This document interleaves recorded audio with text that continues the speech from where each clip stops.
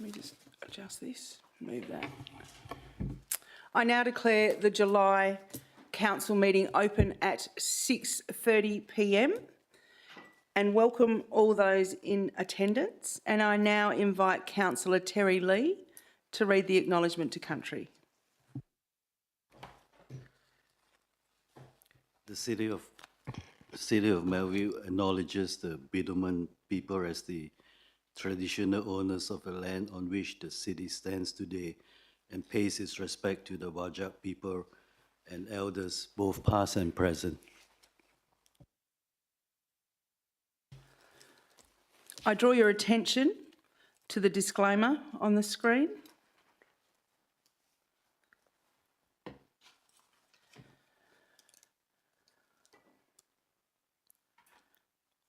Also to the affirmation of civic duty and responsibility on the screen.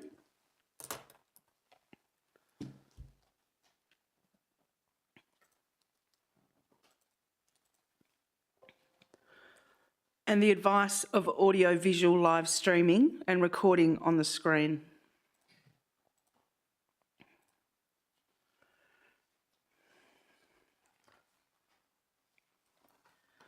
Okay, to assist me with the smooth running of our meeting, if you plan on asking a question during public question time and you haven't already submitted the question to us in writing, it would be appreciated if you could complete a question time form found on the table to your left and hand it to an officer prior to the commencement of public question time.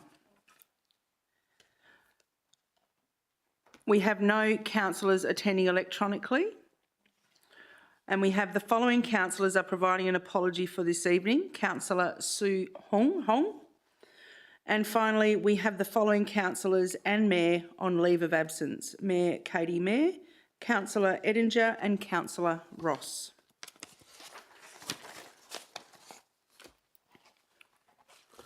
We now move on to declarations by members. Are there any declarations by members who have not read and given due consideration to all matters contained in the business papers presented before the meeting? Councillor Green. Yes, Madam Deputy Mayor. I'm just back from leave, having not been to the agenda briefing forum. Perhaps not as well read as I normally would be, but certainly willing to participate. Thanks, Councillor. Any declarations by members who have received and not yet read the elected members' bulletin? No. There are no written submissions or deputations for this evening. However, I remind the Council that one written submission was received at the agenda briefing forum held on Tuesday, the 8th of July, in relation to item C25-293, proposed City of Melville fencing local law.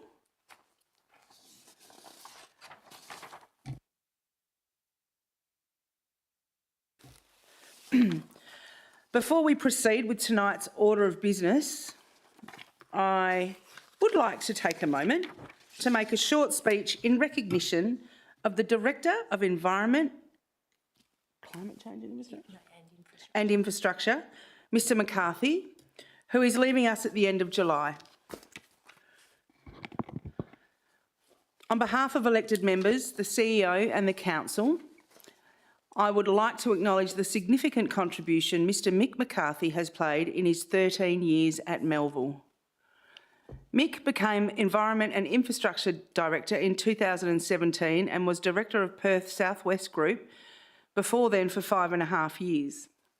Mick has had many positive achievements at Melville, and some of these career highlights include: under Mick's guidance, Melville was the first local government in WA to roll out the Food Organics, Garden Organics or FOGO curbside collection system for residents.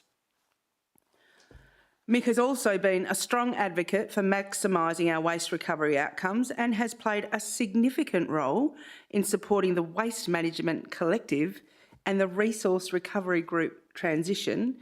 And I just want to add, and he's given me so much support in my role as chair of that organisation, and I'm eternally grateful. Mick has been a passionate advocate for the retention and protection of Melville's tree canopy by implementing our forward-thinking urban forest strategy and tree policy. Mick is also considered to be a leader in proactively managing the polyphagous shot hole borer issue. In recent years, Mick played a key advocacy and leadership role facilitating LED streetlight replacements throughout the City of Melville, and we're nearly there. This will significantly reduce electricity costs and carbon emissions for the City of Melville as an organisation. Mick has led the team responsible for the implementation of Council's corporate and community climate action plans, where Melville is seen as a local government sector leader. Mick has also diligently led a large directorate responsible for waste management services, natural areas and parks, city buildings and projects, engineering, including roads, paths, traffic and sustainability and environment. This is the largest directorate responsible for the delivery of a significant capital works program and a range of services for our community. It is my absolute pleasure that you join me in thanking Mick for his significant achievements, and I also want to add that Katie Mayer would be wholeheartedly endorsing this, and she would probably wish she was here speaking this out. So I speak on behalf of her as well, proudly, and to thank him and wish him well in his retirement. Thanks, Mick.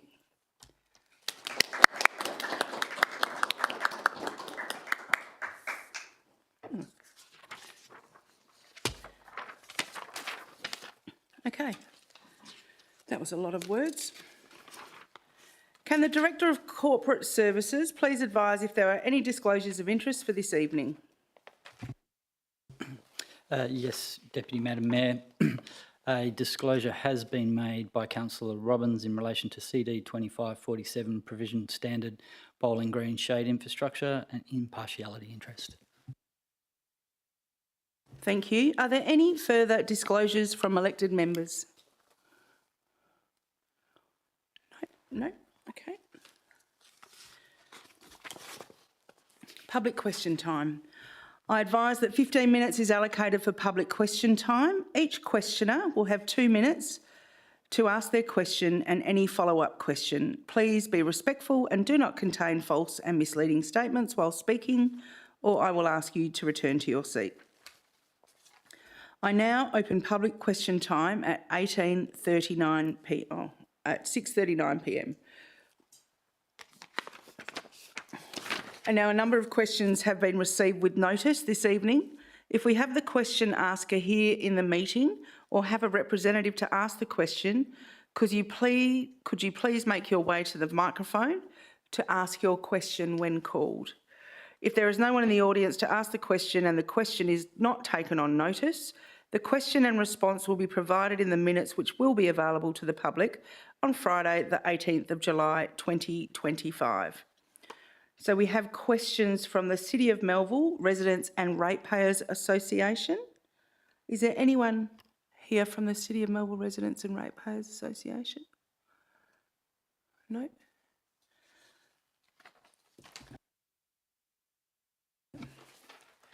Okay, so we will put the question and the response in the minutes, which will be available. No?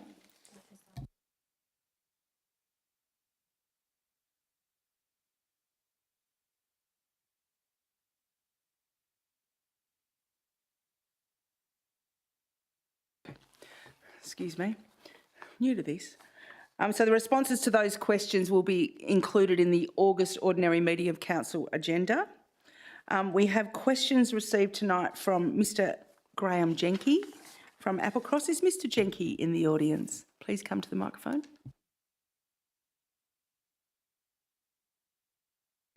Thank you, Deputy Mayor. My question is about the one of the items on the agenda tonight, UP 2573, which is the reclassification of a block of land just out here from a Class C reserve to Class A reserve. There's a report in the agenda about that tonight, and that report discusses 4 broad categories: community engagement, the Booragoon Precinct Plan, bushfire management of the area, and also there's a conceptual landscape plan for the C-Class reserve. but it doesn't include a section about the land's ecological or heritage value. And the Friends of Wireless Hill have had a bit of a look at it, and it seems that the report seems to represent only the views and opinions of the council's planning department. And we think it would be beneficial for the elected members who have to discuss this motion to be presented with a broader perspective than that. And we also note that in the ordinary meeting of council in December last year, the Friends of Wireless Hill expressed concern about the arbitrary designation of this area of land as degraded relative to the Wireless Hill Class A reserve. And we've requested a reassessment of this classification and question its basis. It's commonly acknowledged that when people walk through Wireless Hill Park on the path that divides the two land packages, one is the A-class reserve to the west and the C-class reserve to the east, and just adjacent to the council car park here, everybody looks at the land and says there doesn't appear to be any difference whatsoever. And that's our observation as well. So, and there are many plant species in the Wireless Hill Park which are going to be flowering and readily identifiable over the next couple of months from the middle of August through till October. It's the best time of year to see what the area has to offer, and we encourage the elected members to visit the park, and in particular the area of the C-class reserve, which we want to turn into A-class, which contains the oldest trees, the tallest trees and the most dense areas of canopy within the whole area of Wireless Hill. Sorry, Mr. Jenke, your time's up. Did you want an extension? Our question? Question, please, thanks. Yes, okay. I have two questions. Will the council ask its Natural Areas and Parks Department to present a case for the reclassification of the land under consideration from Class C to Class A from an ecological, environmental and heritage perspective, rather than to complement the reports at the moment, which seem to be only from a planning perspective? And my second question is, will the council allocate the necessary time and resources for a thorough survey of the flora and fauna in the land under consideration to establish its general condition in relation to the adjacent A-class reserve, and hopefully complete that before the end of this year? Thank you. Thank you, Mr. Jenke. Madam CEO, would you like to respond to that? Thank you for your questions, Mr. Jenke. Unfortunately, because we didn't receive them until about 4 p.m. today, we're going to need to take those questions on notice, and the answers will be provided in the August 2025 agenda. Thank you.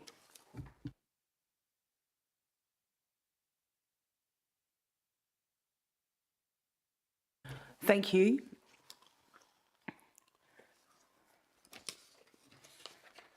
Are there any more questions from the gallery? Oh, sorry, there is another question. I just want to let elected members know in the meeting know that Councillor Fitzgerald has joined us now online. Are you there, Councillor Fitzgerald? Yes, Madam Deputy Mayor. Apologies for the delay. That's okay, thank you. We have received one more question from Greg Beard from Applecross. Mr. Beard, would you like to come forward?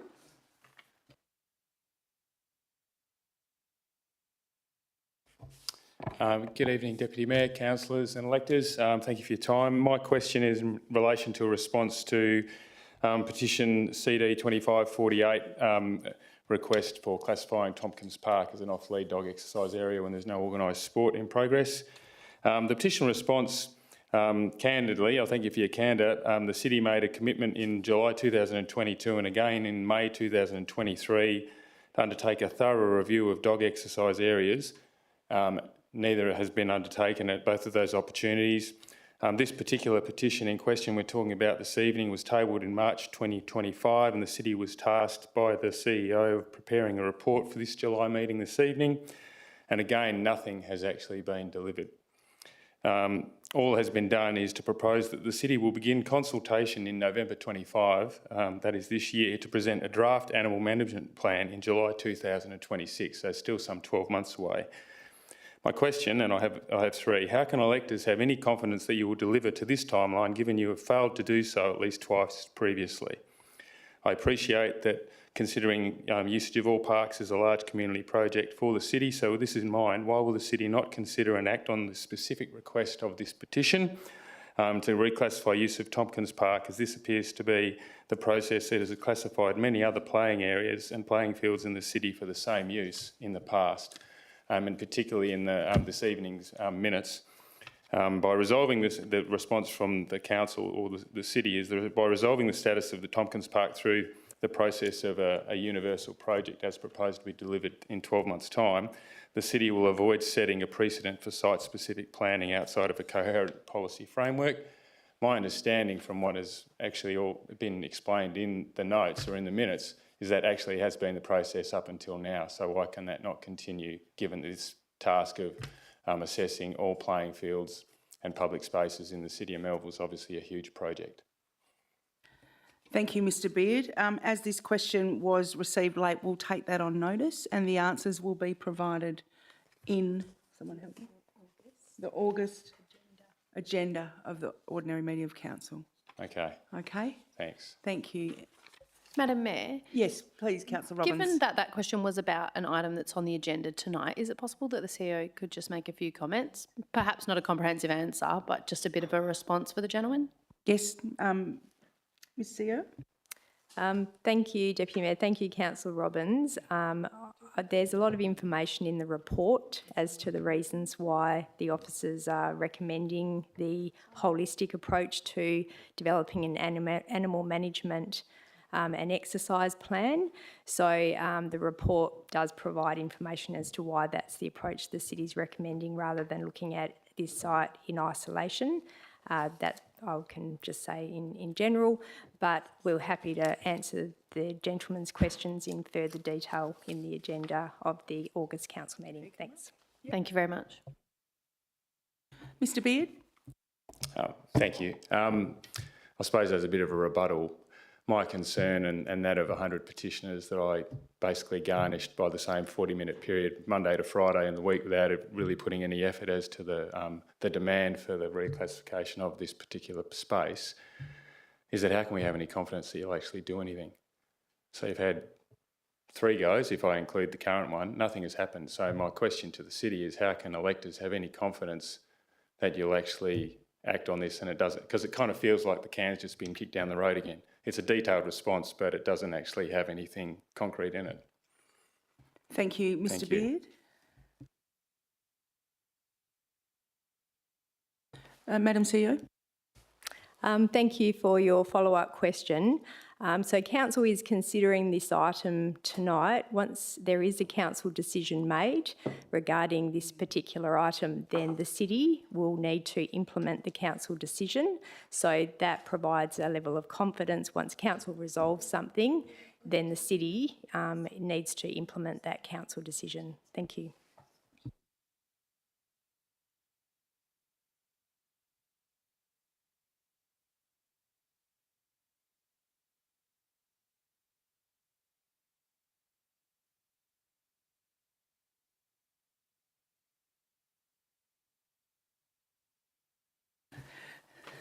Because there are so many members of the public in the room tonight, I am just trying to bring the items forward. So it's going to be convenience for all those members of the gallery that have got an interest in 3 items. So we'll bring those 3 forward. I'm just trying to work out in what order. So I'll leave that to governance. So thank you. I now close public question time at 6:51 p.m.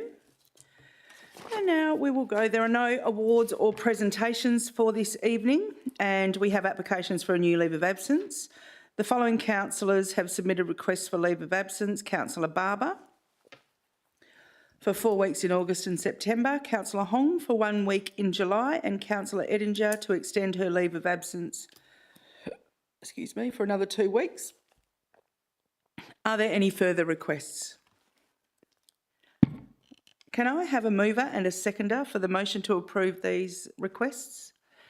Councillor Woodall, seconded Councillor Edinger. Is there any voice to the contrary? What did I call you?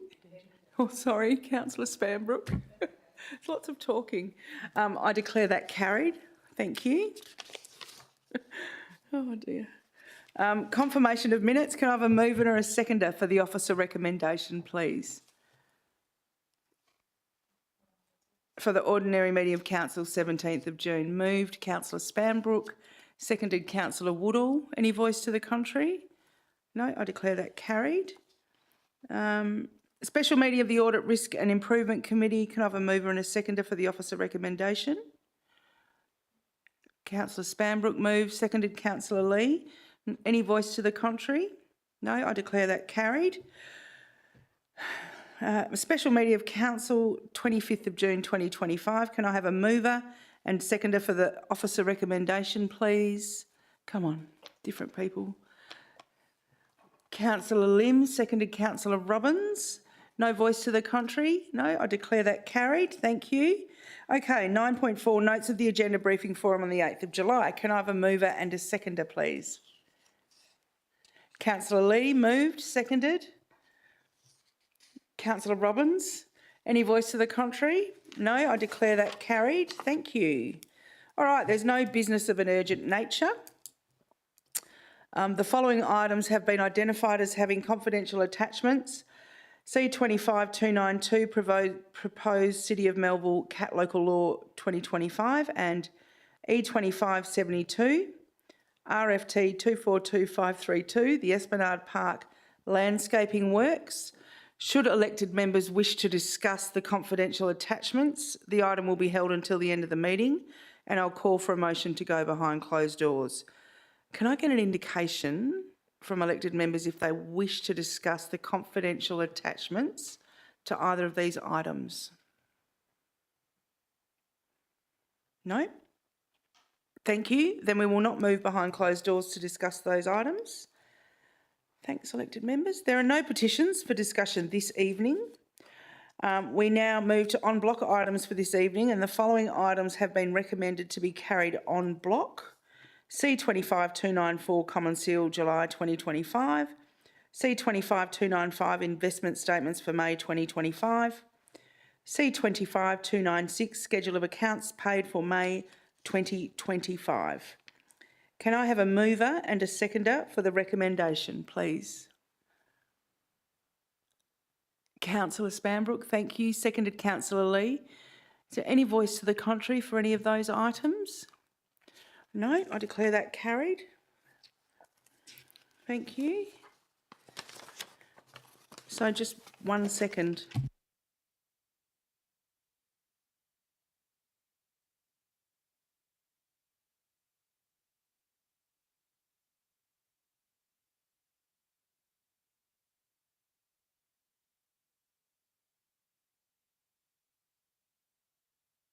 Okay, so we are going to go to, let me find it.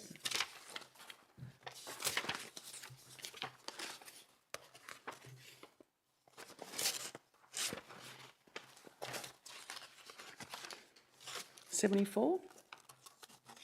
73. I don't have a 73. Yeah. That's a UP. Sometimes the best laid plans. We are going to go to UP. Someone show me where it is, please. Page 16. Oh, okay. UP 2573. Oh, Mr. Jenky's gone. Proposed classification. Should we go to the next one? We'll go to the next one. Yep. Ooh.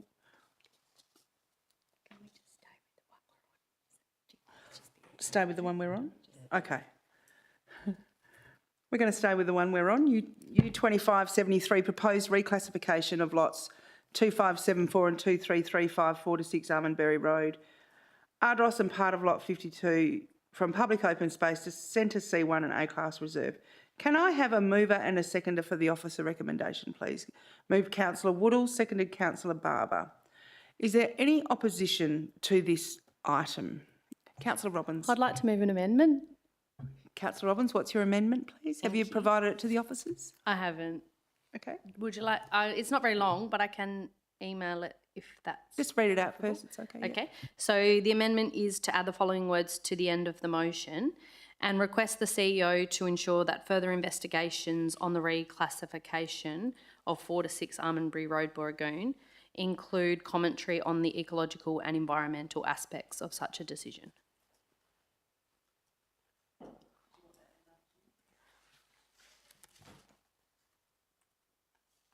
Is there a seconder for that amendment? Councillor Spanbrook? Sorry. Councillor Spanbrook, sorry. Councillor Fitzgerald, do you want to second that? No, I'm happy to yield to Councillor Sandbrook there. Okay. Councillor Spanbrook. Councillor Robbins, can you email that to governance, please, too? Thank you. Councillor Robbins, would you like to speak to your amendment? Yes, please, just quickly. Thank you, Ms Deputy Mayor. I think Mr Jenke raised some good points in his question, in that although this is a planning issue, when we're reporting on it, there should be some discussion about the ecological and environmental impacts of making such a change. And yes, whilst I acknowledge that the planning commentary is probably the main consideration, given that we're looking at changing the zoning of a piece of land, I think it's still important that councillors have information regarding those other aspects as well. So I thank Mr Jenke for raising this issue, and my amendment really is just asking the CEO to ensure that further investigations, which are mentioned in the motion already, there's talk of it coming back to an elected member engagement session, really just asking that any further commentary on this as we continue to investigate the issue includes comments on those ecological and environmental impacts. Thank you. Thank you, Councillor Robbins. Now I'll go back to the mover and the seconder of the motion, which is Councillor Woodall and Councillor, I probably should have done this prior. Do you accept the amendment? Could I just clarify, is the amendment only, excuse me, is the amendment only intended to refer to lots 4 to 6, or is it meant to refer to the whole subject of the report? Because there's also part of lot 52, I believe, which is 10 Almondbury Road. Thanks, Councillor Woodall. Yes, sorry, I did draft this quite hastily after hearing Mr Jenke's question. But yeah, the intention is that it includes all of the land under consideration. So I'm happy for that to be amended as required to include everything under consideration. Yeah, look, I'm happy to accept it, taking into account what Councillor Robbins has mentioned. I think if it refers to the Crown lots and the part of lot 52 as the rest of the report does, is just to keep it consistent, I think would make the most sense. Thank you, Councillor Woodall. Councillor Barber? It's fine by me, thank you. Thank you. So I just want to check with governance, just 1 second, please.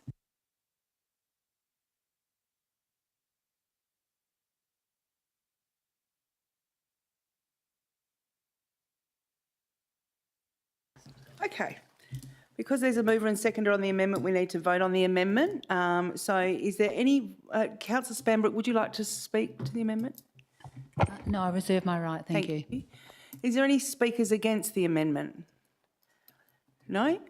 I declare it carried then. Thank you. And so now, is there any voices to the contrary to the substantive motion as amended? Is there any voices against? No? Well, I declare that carried. Thank you. All right. So now we're moving on to UP 2574, consideration of submissions scheme amendment 16, 338 Marmion Street, Melville. And where are my notes? Can I have a mover for that? Councillor Robbins? Am I allowed to second it? No. And a seconder? Councillor Barber? Thank you. Councillor Robbins, would you like to speak to this motion? I'll reserve my right for now, Reserve thank your you. right. Where's my bit of paper? Councillor Barber? No, I'll reserve my right. Thanks. Okay. I would like to speak for this motion as soon as I can find my notes for it, because the residents initially contacted me about this scheme amendment. I can't find it. You know where it is? It's right up here. And I would like to speak to it. So please bear with me. I'll be brief. Look, I was first contacted by Jess and Tim, local residents, last year. They reached out not just with a planning proposal, but with a genuine community-focused vision to create a calm, therapeutic space to support children's mental health from within their own neighbourhood. This is not a conventional clinic, it's a therapeutic home. Their plan is rooted in trauma-informed care, child psychology best practices and feedback from families currently attending their service in East Fremantle. The vision includes a warm, home-like setting to reduce stress and stigma, especially for children struggling with anxiety, trauma or school refusal. I know as a parent firsthand what this is like, and I'm sure many others in the room have experienced some form of this. Family-friendly facilities where parents can work remotely and siblings can play safely during appointments. Outdoor therapeutic spaces for mindfulness, garden care or play therapy, a key part of recovery for many children. So this site is adjacent to the Melville family practice at 360 Marmion and near shops and cafes, and it's a natural fit with the precinct's community-facing feel. Local schools like Melville Primary have students already attending the clinic, and this relocation enhances accessibility. So this is a tightly worded amendment. It permits use only for psychology, psychiatry and counselling. There's a cap of 4 practitioners and retention of residential scale and street frontage, including a landscape garden and open fencing. So in the words of Jess and Tim, a clinical or mixed-use environment often deters kids from being scared of therapy. But a converted home offers predictability, familiarity and comfort. Many of their clients are navigating unstable home environments. Being welcomed into a calming, home-based clinic can build trust, promote engagement and normalise mental health care. This isn't just about land use, it's about offering dignity, healing and proactive intervention, early intervention for families. I think this is an appropriate amendment and it's considered and it's really community-centred, and I truly support it and ask you all to do so. Thank you. Any speakers against? No? Okay, Councillor Robbins, would you like to wrap up? Okay, well, oh, no? We'll go straight to the vote. Is there any voice to the contrary? No? I declare that carried. Thank you. Congratulations. It's a good result. Okay, so now we're going on to the third item. What number was that one? So I'll do. Okay. Yep, dog exercise area. This is CD 2548, response to petition.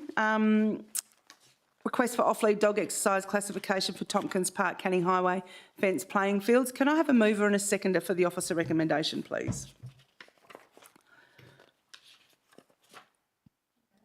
Councillor Spanbrook, a seconder. Yep, Councillor Barber, thank you. Councillor Spanbrook, would you like to introduce it? Thank you, Madam Deputy Mayor. There isn't really much to say to this because it is self-explanatory. So I think I'll keep it short and just leave it there and hope this can be supported. Thank you. Thank you, Councillor Spanbrook. Councillor Barber, would you like to speak now and reserve your right? I'll speak now, Madam Chair. Thank you. Look, this is a really important, it's a very important issue for our residents. I do feel for the petitioners, and I did ask a question at the ABF to say, what have we been doing if a commitment was made in 2022-23? Surely we've already done a lot of the work, and so I'm not really sure why we have to wait so long before we can put this out. And I've got actually, I know I'm seconding, but am I allowed to ask a question, Madam Chair, to the city officers? Yes, you may. So in the timeline, it says November to December 2025, community consultation on CCTV and MelSafe promotion scheduled. And I'm just not sure what that's got to do with cat and dog exercise areas. Ms Pickering, thank you. Thank you. Madam Deputy Mayor, and thank you for your question, Councillor Barber.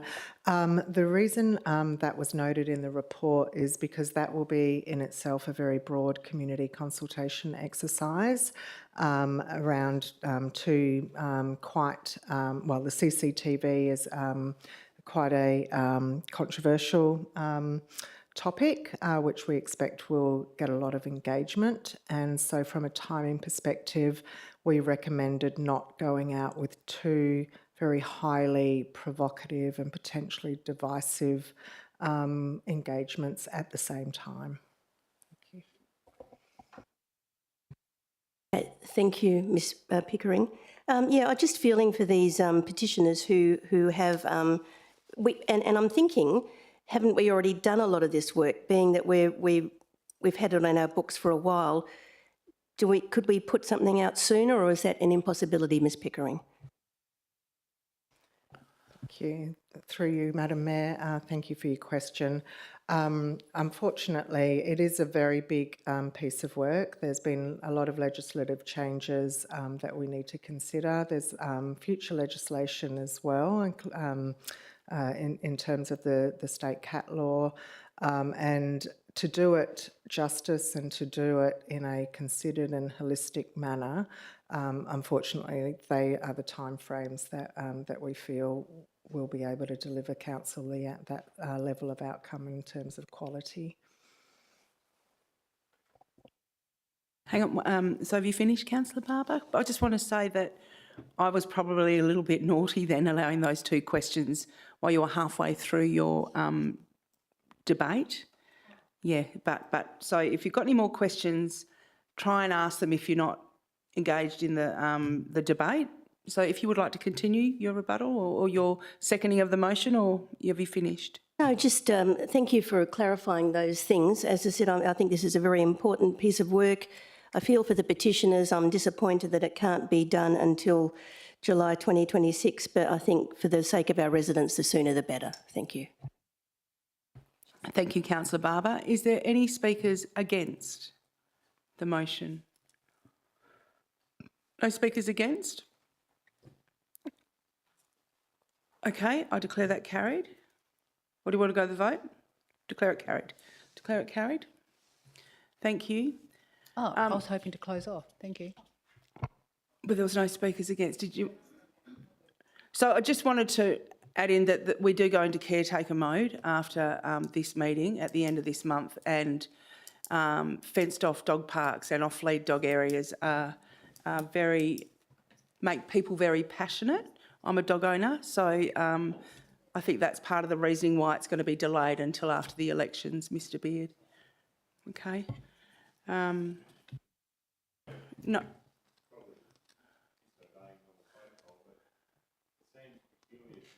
Could you come forward to the microphone, please, Mr Beard? It is not appropriate at this time, but I'll allow one quick Thank you. It just question. seems peculiar to me that we're mixing cats with dogs. Thank you. We'll take that on notice. Thanks. Madam Deputy Mayor, may I make a comment to? No, sorry. We've voted on it. I was... Sorry? It's just We're really, going to move on. It's not specific to this, but it's just a general comment so the gentleman may understand further. We'll move on. Okay. Yeah, you can reach out to Mr Beard afterwards. I've gone a bit rogue. I'm sorry. I've just got to keep it on track because I'm presiding and I've done the wrong thing. So, but thank you. Thank you, sir. And now we're going to move on. So that's done. We're going to go back to the front of this chapter, which is to C25-292, Proposed City of Melville Cat Local Law. Can I have a mover and a seconder for this motion, please? Councillor Fitzgerald, are you moving this one? No, apologies, Madam Deputy Mayor. I've actually got an amendment for this. Okay, motion that's yep, in we'll the come agenda. back to So that. just Thank putting you. Is there a mover and a seconder? Councillor Barber, seconder. Councillor Green, thank you. Councillor Barber, Councillor Green, just 1 second.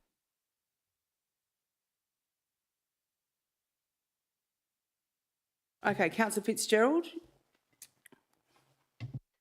Thank you, Madam Deputy Mayor. I'm moving a slight change to point 2 of the motion as it's there. The wording is with governance, but the gist of it is simply the removal of section 3.51 subparagraph E.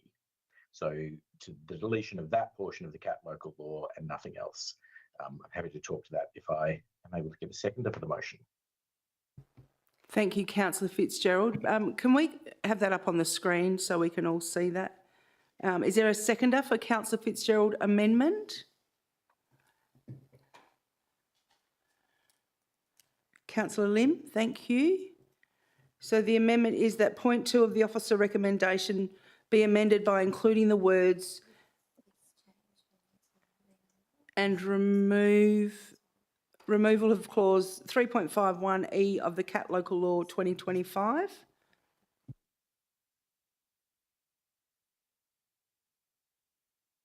And that will require renumbering of the other points, I believe. So we'll just get that updated on the screen. And is there any?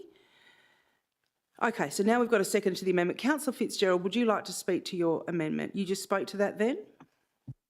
I just sort of moved it then.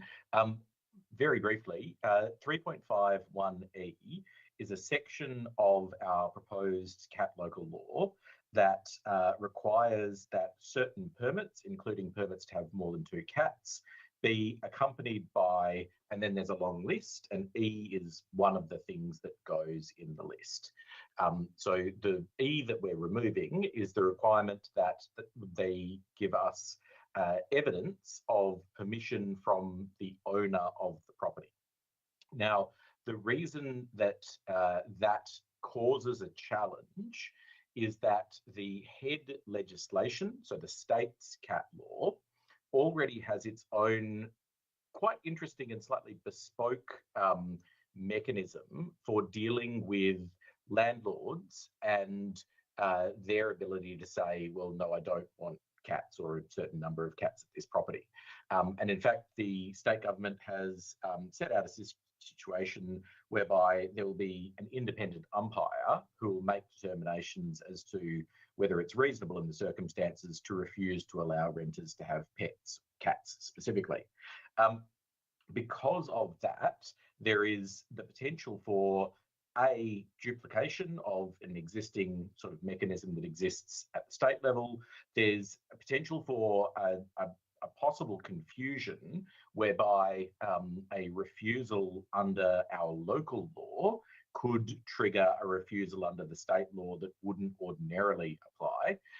And I can only foresee great pain for everyone if we are having to have arguments about whether a refusal to give a permission at the local law level then triggers or does not trigger illegality at a local law as a reason for disallowing a cat at the state law level. That whole piece could get very messy and confusing, and perhaps it's preferable for us to not deal with it. And the third and final piece is that this is a question of mediation between 2 private parties, the renters and their landlords. The state government, as I say, has already given us mechanisms to do that, but there is also good reasons for us as the city not to put ourselves in the middle of that situation. I think where possible, if we can avoid putting the city in situations where we are required to mediate between private parties, that is perhaps preferable.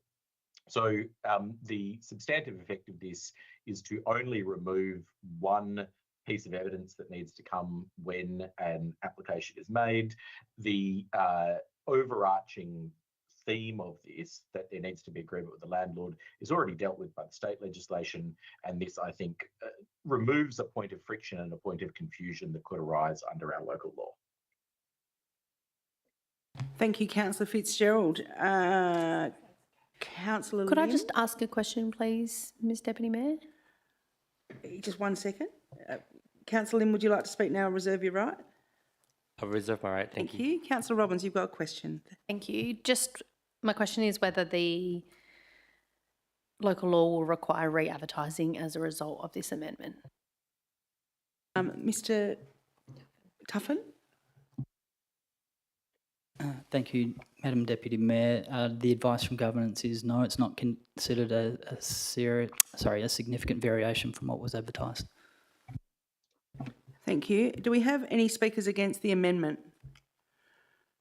No speakers against the amendment? Do we want to go to a vote, or do we just want to declare it carried? Declare it carried. Thank you. We'll go back to the substantive motion as amended. And the mover of the substantive motion, Councillor Barber, did you move this? Yep. Yep. I've got it written down as Councillor Barber. Did you want to speak? I'll just speak briefly.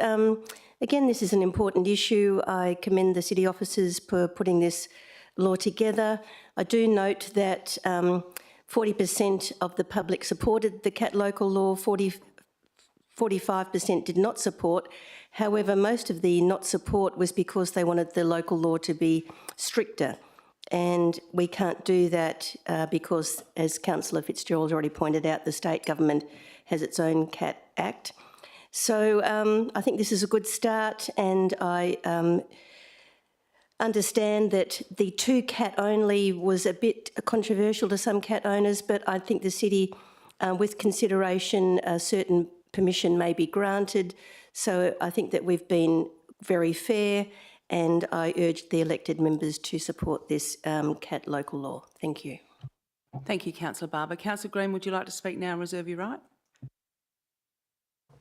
I'll speak briefly, Madam Presiding Member.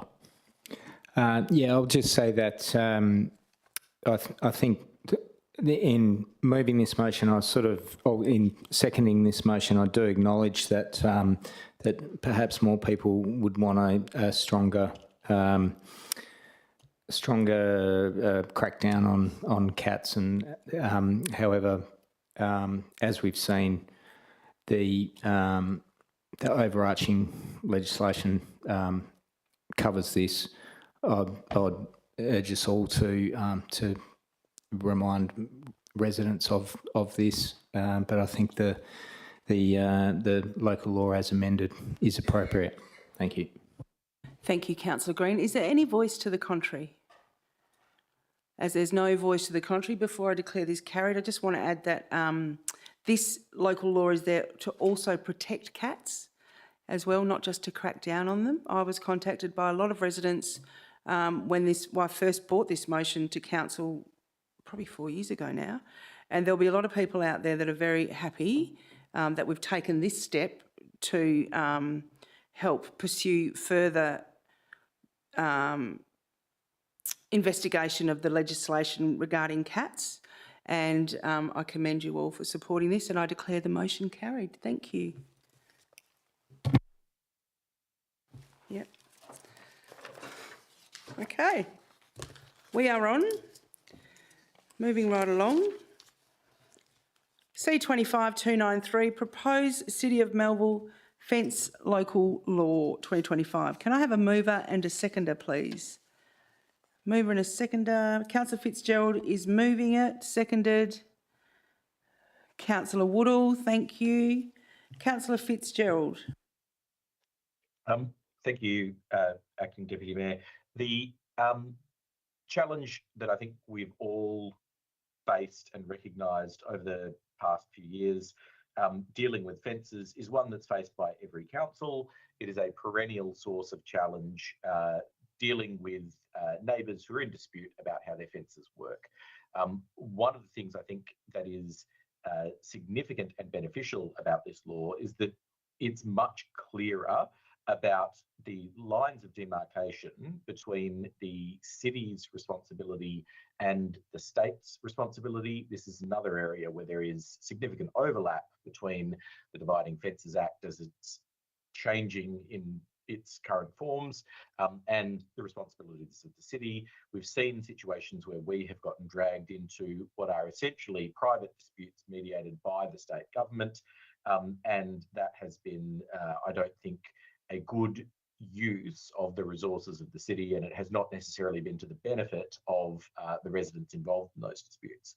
So I'm hopeful that, I don't think this is going to magically get rid of disputes about fences. I don't think anything can, but I am certainly hopeful that in its new form, the City of Melville fencing local law can be clearer and hopefully more helpful to people who find themselves having disputes about their fences. Thank you, Councillor Fitzgerald. Councillor Woodall, would you like to speak now? Reserve your right. I'll reserve my right, thank you. Thank you. Are there any speakers against? Madam Mayor, may I ask a question? Councillor Barber, yes, Thank please. you. At the ABF, I did ask if something about a right of appeal could be included in the local law, and I'm just wondering if that was able to be done. Thank you, Councillor Barber. Mr. Free? Sorry, governance? About a right of reply, could it be included in the fencing local law? Appeal, sorry, right of appeal.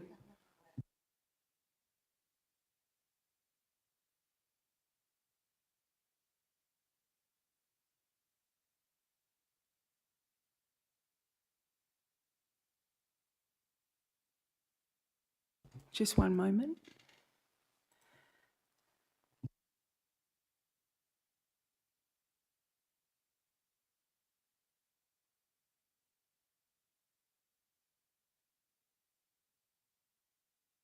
So Mr. Tuffin thinks that there is already a right of appeal within the local law. It just depends on what's being asked. Whose right of appeal?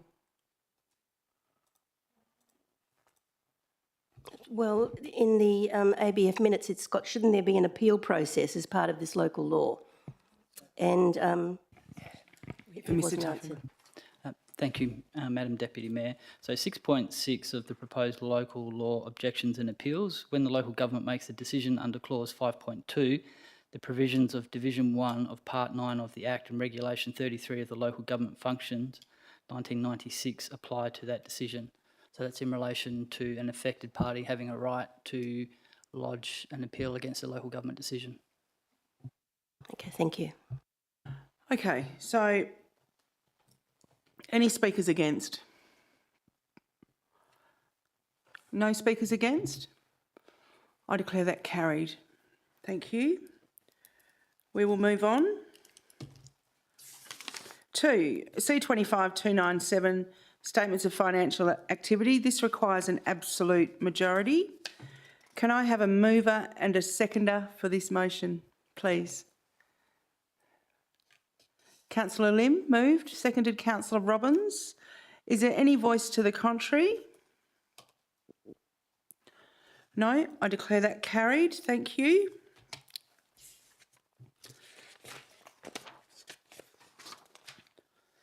Now we're going on to C25-298, Local Government Reform Committee Presiding and Deputy Presiding Members. Mover and seconder moved Councillor Robbins, seconded. Councillor Green, thank you. Councillor Robbins, is there any voice to the contrary on this one? There being no voice to the contrary, I will declare that carried. Thank you. Now we're moving on to CD 2547, Provision Standard Bowling Green Shade Infrastructure. Can I have a mover and a seconder, please? You want to move it? I'd like to move it, thank you, but I also have just some grammatical changes to it, that's all, to the wording of it. Is that possible? So do you have an amendment? Well, yes, it'd be an amendment, but it's only slightly. Yes, just more. The governance have actually got the information. I have actually spoken to Have you spoken to officers. Megan, the governance? Pardon? Have you spoken to governance? No, I've emailed the information Okay, to them, just and wait I've one also sec. spoken to the officers. Okay, yeah. Thank you.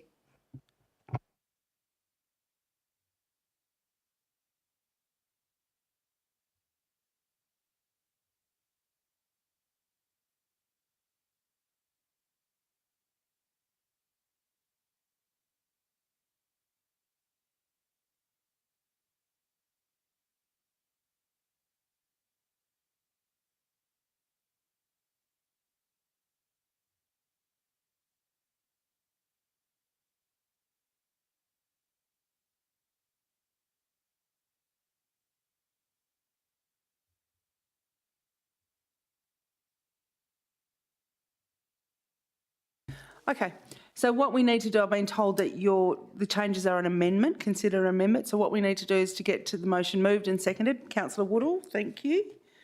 And seconded Councillor Barber. And so now, Councillor Spanbrook, you can move your amendment. Thank you, Madam Deputy Mayor. So I'm just going back to it. Won't be a moment.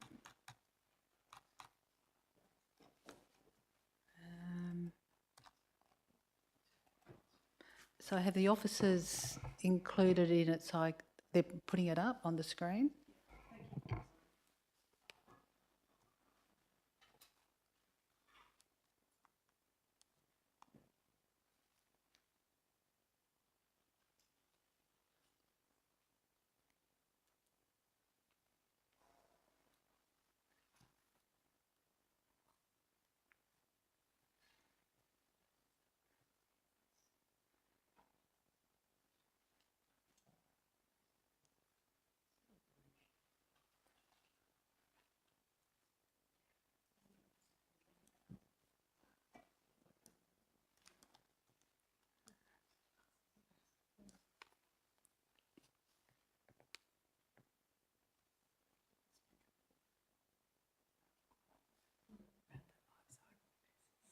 Councillor Spanbrook, do you want to start speaking to your Sure. amendment, please? Just read out so- what it is and...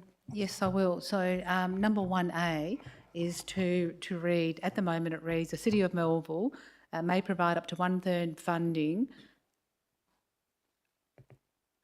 of a motorised retractable shade canopy. So I would just like some changes to it to read, the City of Melville may provide up to one-third funding based on the cost of a motorised retractable shade canopy. I just think it reads clearer.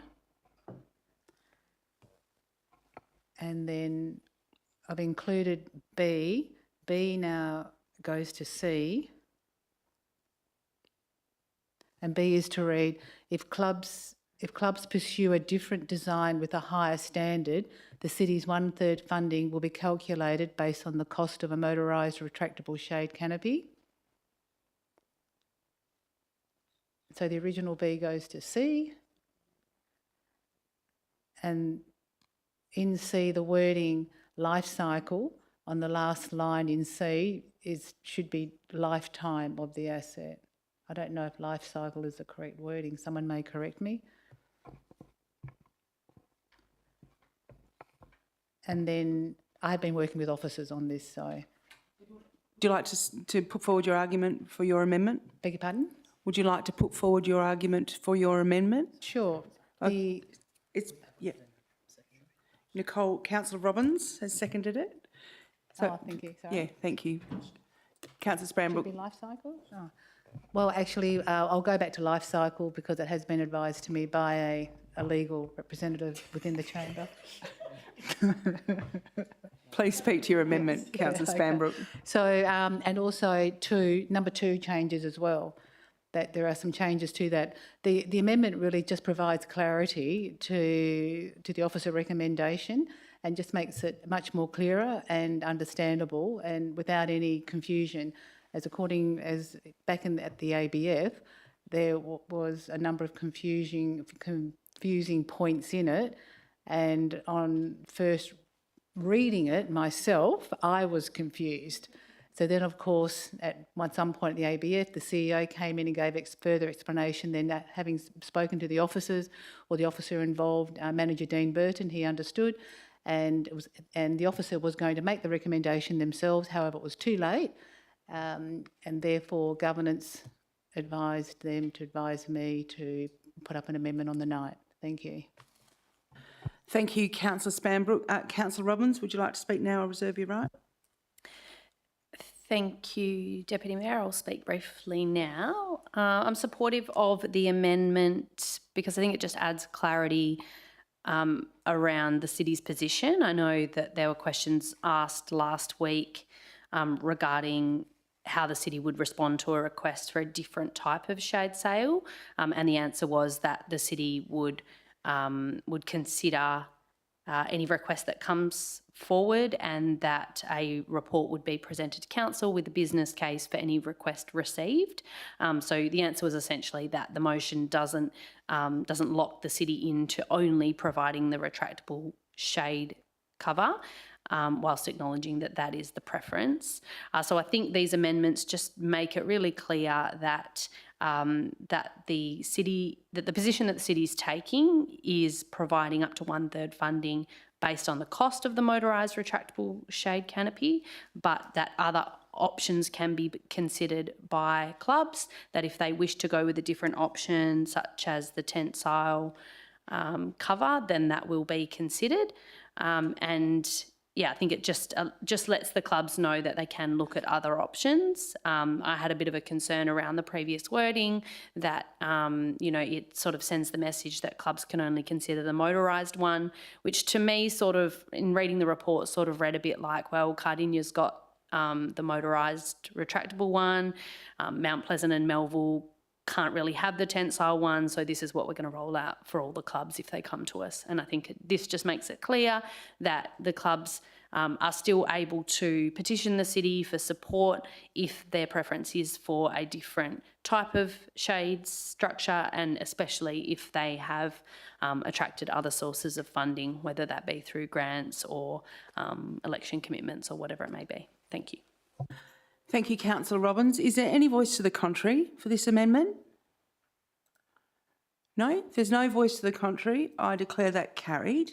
And now we'll move to the substantive motion as amended. Councillor Woodall, would you like to introduce your motion, please? I don't really have much to say other than I think it's good that we will have this standard to ensure consistency across the bowling clubs and ensure that they're all treated fairly and are entitled to the same level of funding and support from the city. I'll leave it at that. Thank you.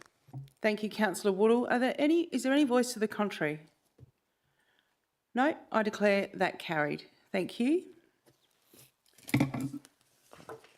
Okay, so we are on to, done that one. E2572 RFT 242532, so many numbers. The Esplanade Park landscaping works. Can I have a mover and a seconder, please? Moved Councillor Lim, seconded Councillor Barber. Thank you, Councillor Lim. And remember, this has a confidential attachment that everyone has said that they don't want to talk about, so we can't talk about it. Thank you. Thank you, Madam Deputy Mayor. Just not much to really say, but just approving the works for the Esplanade Park. Thank you. Thank you. Councillor Barber, would you like to speak? I think I'll reserve my right, Madam Chair. Have you right? Is there any voice to the contrary on this one? Councillor Woodall. Thank you. Look, I wish to oppose this. I think this debate has been had many times before, so I won't go over old ground, but I just don't feel personally that I can support the recommendation, which effectively is to allocate funding towards these works. I'll leave it at that. Thank you. Thank you, Councillor Woodall. Is there another speaker for? Councillor Barber, would you like to speak for now? Is there any more speakers against? No. Councillor Barber? Oh, thank you, Madam Chair. Just to say that this is a park much desired by the residents of the City of Melville as a whole. I'm ecstatic that we have got sponsorship from our local member, Kim Giddens, support from the state government and support from the City of Melville. And the sooner we get on to landscaping this park, the sooner we will attract more visitors to the City of Melville and create a wonderful park for our residents. Thank you. Thanks, Councillor Barber. Any more speakers against? No? Oh, Councillor Lee, against? It's not against. I shouldn't be sitting here. I should have disclosed my interest. Is that too late? What sort of interest, Councillor Lee? Proximity or? Yeah, proximity. Proximity.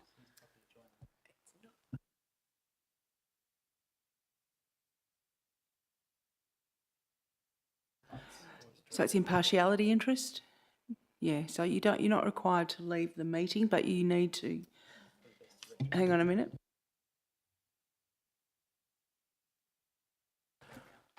Would you like, you've declared it, so we'll take it that you've declared that now and we'll retrospectively apply your impartiality interest. Thank you, Councillor Lee.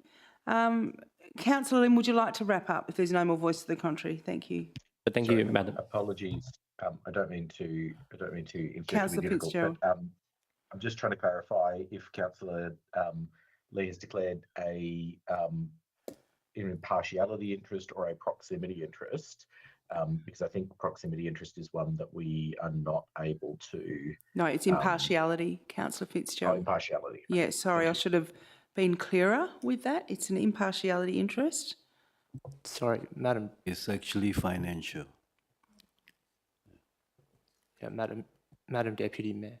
Sorry, I just wanted to query that because I believe at a previous meeting, Councillor Lee had declared a financial or proximity interest. So just to ensure consistency.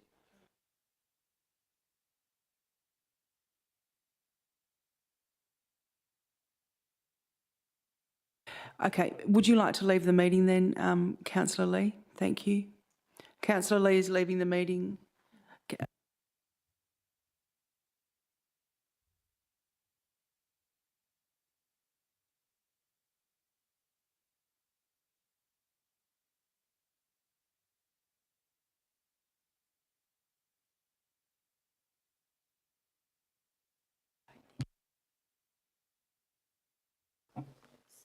So I think the confusion is that previously Councillor Lee's declared a financial interest or a proximity interest. And I think from his commentary that he's unsure, so which is why I said if you want to, you can leave the meeting. Yeah, for governance. Have we got enough for a quorum? 1, 2, 3. Yep. Okay, so we'll.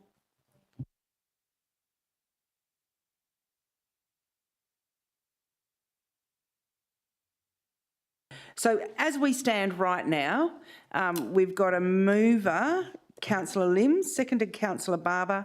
Councillor Lim spoken for. Councillor Barber reserved a right. Councillor Woodall spoke against. Councillor Barber spoke for. Councillor Lim said he didn't want to speak. We'll just go to the. Oh, you want to speak now? Yeah, I can. Please go, Councillor Lim. Councillor Lim. Thank you, Madam Deputy Mayor.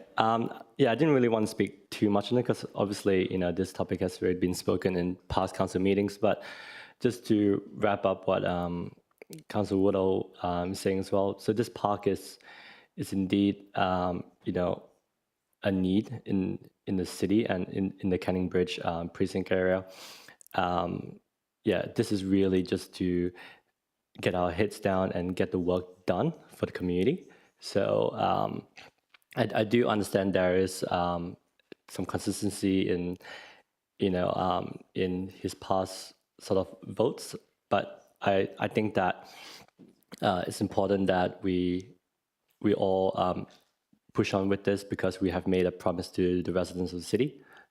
This is just almost like a procedural motion going ahead with the works. Thank you. Thank you, Councillor Lim. Now, shall we go to the vote? Green is to support the motion and red is against.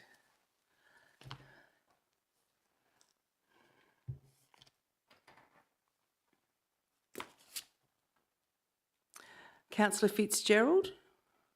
In favour?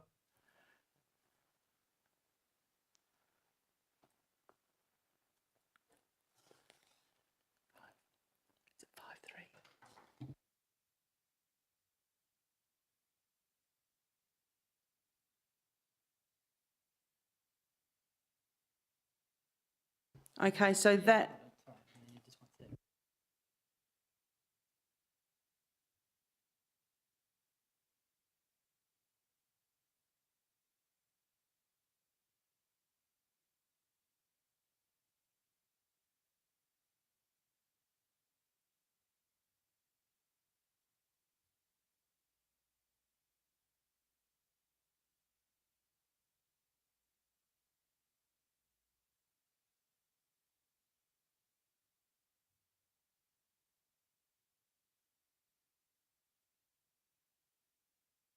Okay, so this item required an absolute majority. An absolute majority is based on the total membership of the council, which is 13. They don't necessarily need to be in the room, and as the vote is 5-3, then that vote... Hang on 1 minute.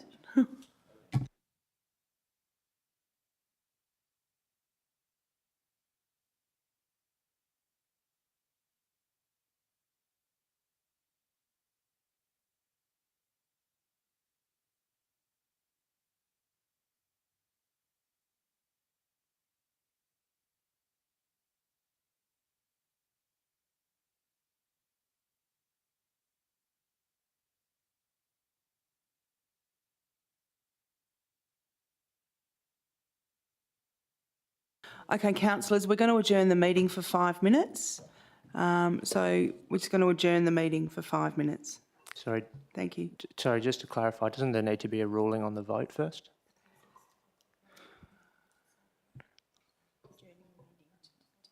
That's what we're doing.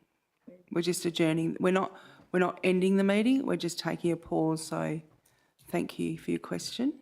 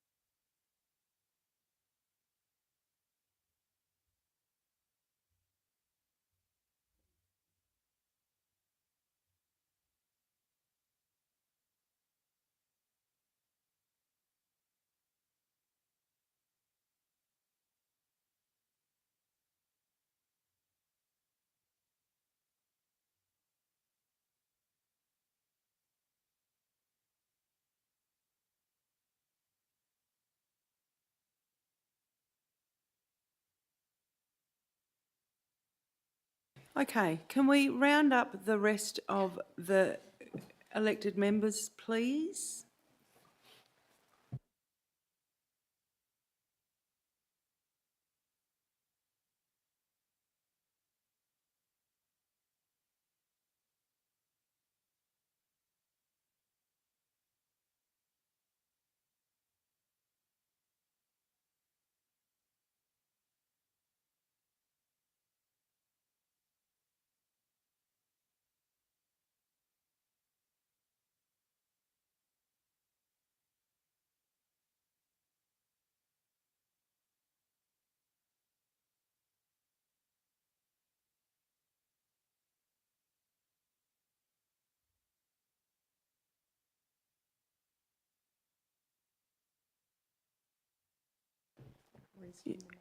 We're resuming the meeting, council. Oh, you're going to the bathroom?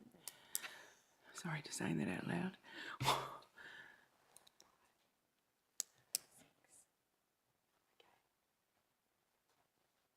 Okay. Councillor Woodall. I guess the vote's already been taken anyway. Yeah, so we are going to hear from Mr Tuffin. We have, Mr Tuffin. Thank you, Madam Deputy Mayor. We've just checked the legislation and there's no general requirement in West Australian local government legislation that a council must use an absolute majority to accept a tender. Therefore, it appears that it's just been placed as an administrative error in the heading of the report. So the matter can be dealt with as a simple majority. So with that clearly clarified, that means that the motion has been won 5 votes to 3. Madam Deputy Mayor, is the officer who designated the item to be an absolute majority present at the meeting? I'd love to hear from whoever decided that it should require an absolute majority as to why they thought it should be. Oh, just wait 1 minute.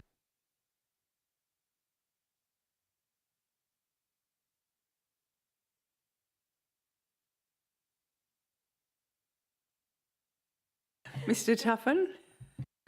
Thank you, Madam Deputy Mayor. Thank you, Councillor Robbins. Unfortunately, the officer who prepared the report is not available, not here tonight, but I'll certainly take the issue up with them and will be more mindful in the preparation of future reports. Just to follow up, Madam Deputy Mayor, could we have some guidance on like where it can be found? Because I've just been trying to search the Local Government Act. Like, where is there a list of the items that do require an absolute majority? Mr Tuffin. Thank you, Madam Deputy Mayor. Generally, the Local Government Act, where an absolute majority is required, is highlighted, generally under the piece of legislation itself with the asterisks, and it will have absolute majority required. But also, WELGA do provide a list of all those matters that do require an absolute majority under the Local Government Act, so we're more than happy to circulate that to all elected members. So just to follow up, is that, did you just check the Local Government Act or that list from WELGA? Both. Thanks.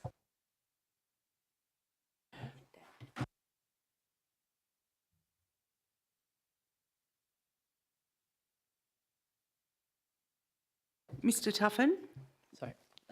Thank you, Madam Deputy Mayor. Just some further clarification. I understand with some of the previous tenders that have been accepted, there's been a requirement for a budget amendment. So in accordance with section 6.8 of the Local Government, only expenditure that's authorised by council can be incurred, and so that requires an absolute majority for any sort of budget amendment. And as I understand, this item had a component that was already budgeted previously, and then also an election commitment was also, and a grant funding from Lottery West for this item. So no further questions. We'll move on. We are moving on to you. Oh, we need Councillor Lee to come back in. Thanks.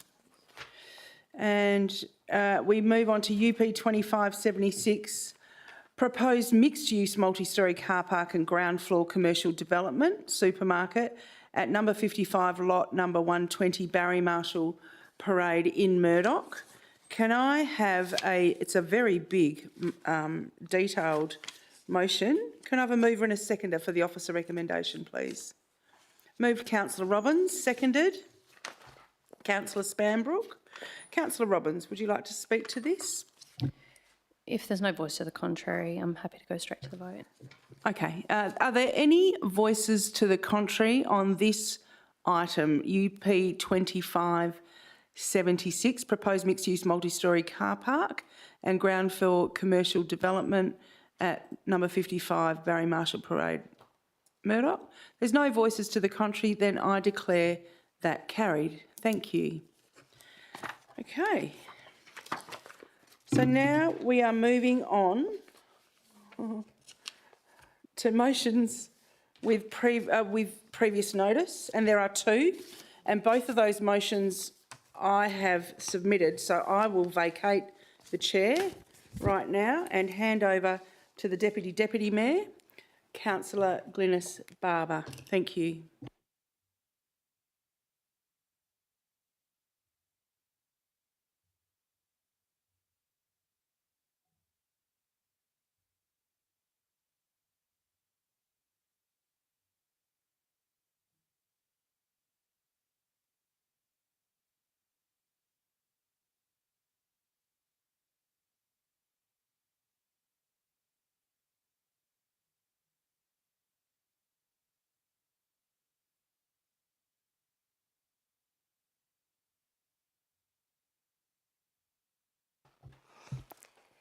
Good evening.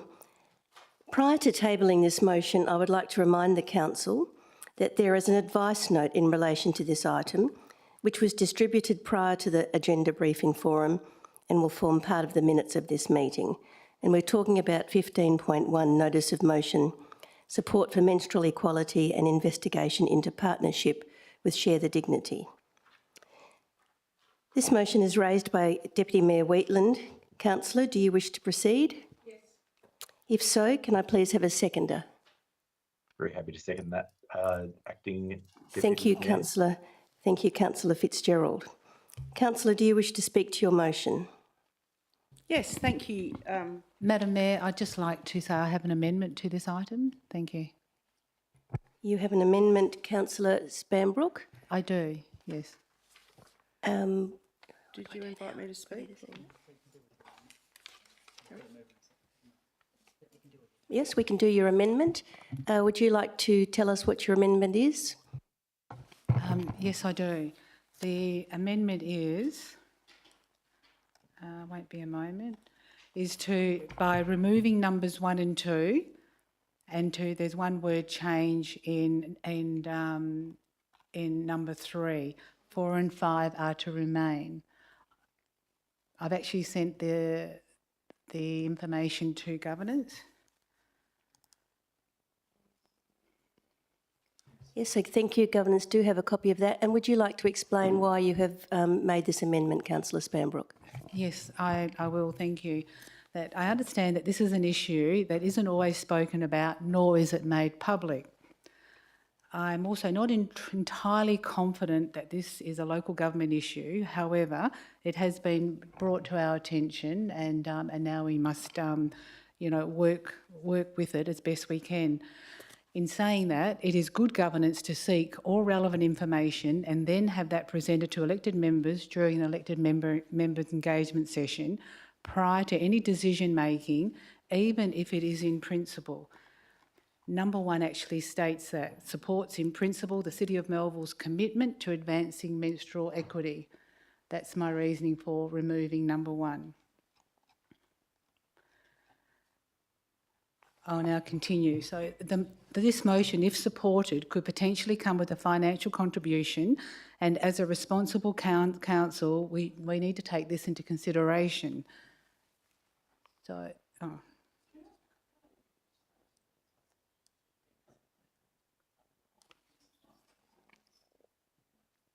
We might just stop you there, Councillor Spanbrook. The amendment has been written, if it's on your screens, and I'm looking for a seconder for Councillor Spanbrook's amendment. Councillor Robbins, thank you. All right, would you like to either start again, Councillor Spanbrook, or continue? I'm just not sure. The Deputy Mayor was still getting ready. Would you like Councillor Spanbrook to state her reasons again? All right, would you Okay. mind just starting again? Thank you. Okay, all right then. I would like points 1 and 2 to be removed, and there's just a slight wording change in the second sentence of number 3, from the report may to the report will. The other points remain. And my reason for it, I'll speak, yes? So, Just wait 1 minute. Deputy Mayor Wheatland, are you ready to, are you? I'm still trying to get the page open on my computer. Might just wait 1 moment if that's okay.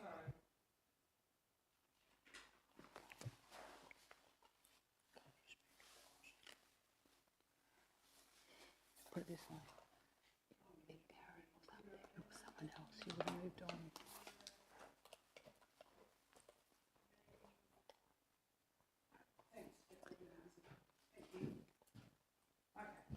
So, as I understand it, Councillor Spanbrook is looking to delete parts 1 and 2 of the original motion and retain 3 and 4, which become the new 1 and 2, changing may to will. And we're now going to listen to Councillor Spanbrook's reasons for the deletion of point 1 and point 2.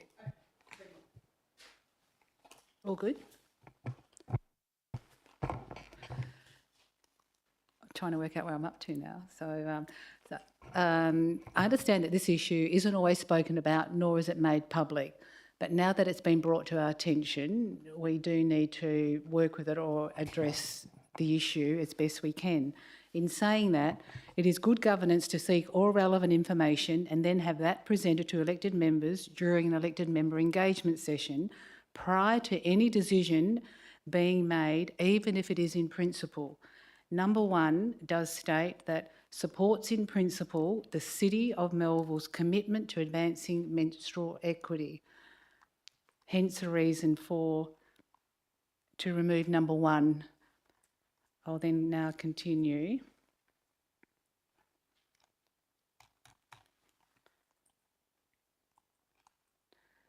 Number 2 to be removed as well. And number 2 is to acknowledge the work of organisations such as Share the Dignity and programs like Council Cares. Share the Dignity, that organisation actually launched Council Cares through their organisation. So they are different bodies, but they could also be considered as one. So hence the reason to remove number 2. So I'll now continue further and explain to you about the, if the motion is supported, the city could potentially come with a financial contribution, and as a responsible council, we should take this into consideration. In saying that, Share the Dignity, with regard to their website, it does actually state that corporate partnerships, and there is a point there that states these partnerships can involve direct financial contributions, product donations, or even employee engagement through volunteering or fundraising. It also gives an example there that Woolworths has partnered with Share the Dignity to donate a portion of sales from specific products to the charity. And then continues to say, such partnerships help Share the Dignity expand its reach and impact by providing resources to those in need. Now, I'm not saying this to be completely like unsupported, but I think that the following points, which are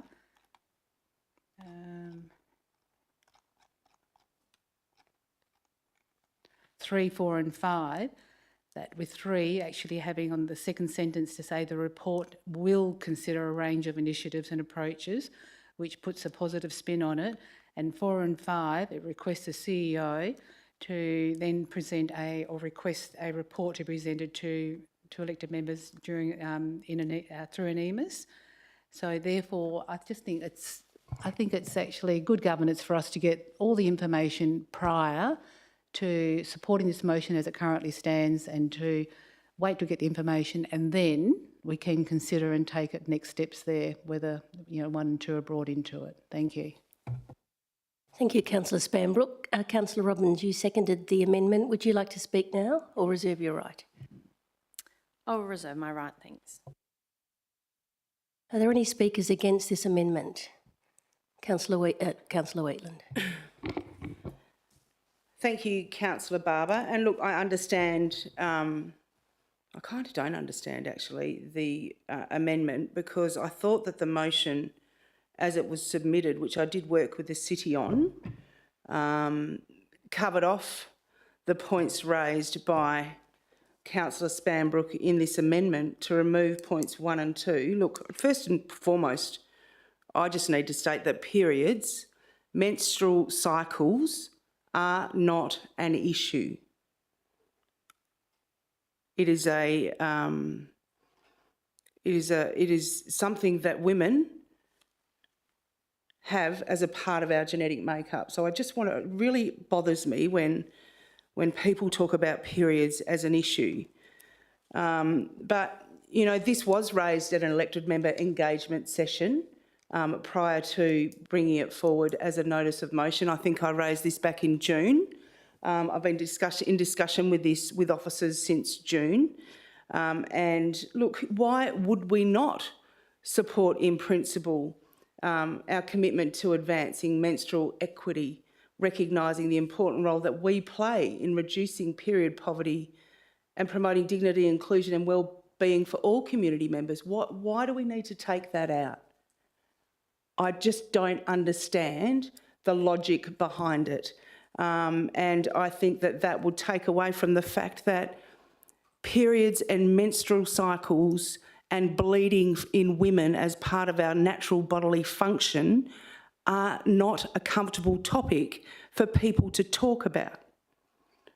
It is a very real issue, and even when I raised it last week in the agenda briefing forum, I was umming and ahhing. But since then, I have really taken stock and reflected on my life menstruating as a woman, paying a high cost for products that we need to maintain our hygiene, reflecting on conversations with my grandmothers about when they were growing up, having to rip up sheets to manage their hygiene, and where we are today. So I totally object to the watering down of this motion.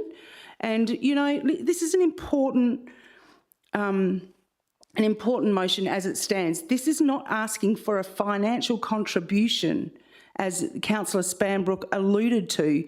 This is asking for a report to be prepared to look at ways the City of Melville can help people, women, girls, cope with period poverty. And it's not just low socioeconomic people. And I will raise those points when I get to debating the motion. So for that reason, I ask you all wholeheartedly to not accept this amendment and vote against it. Thank you. Thank you, Deputy Mayor Wheatland. Councillor Robbins, would you like to speak now? Yes.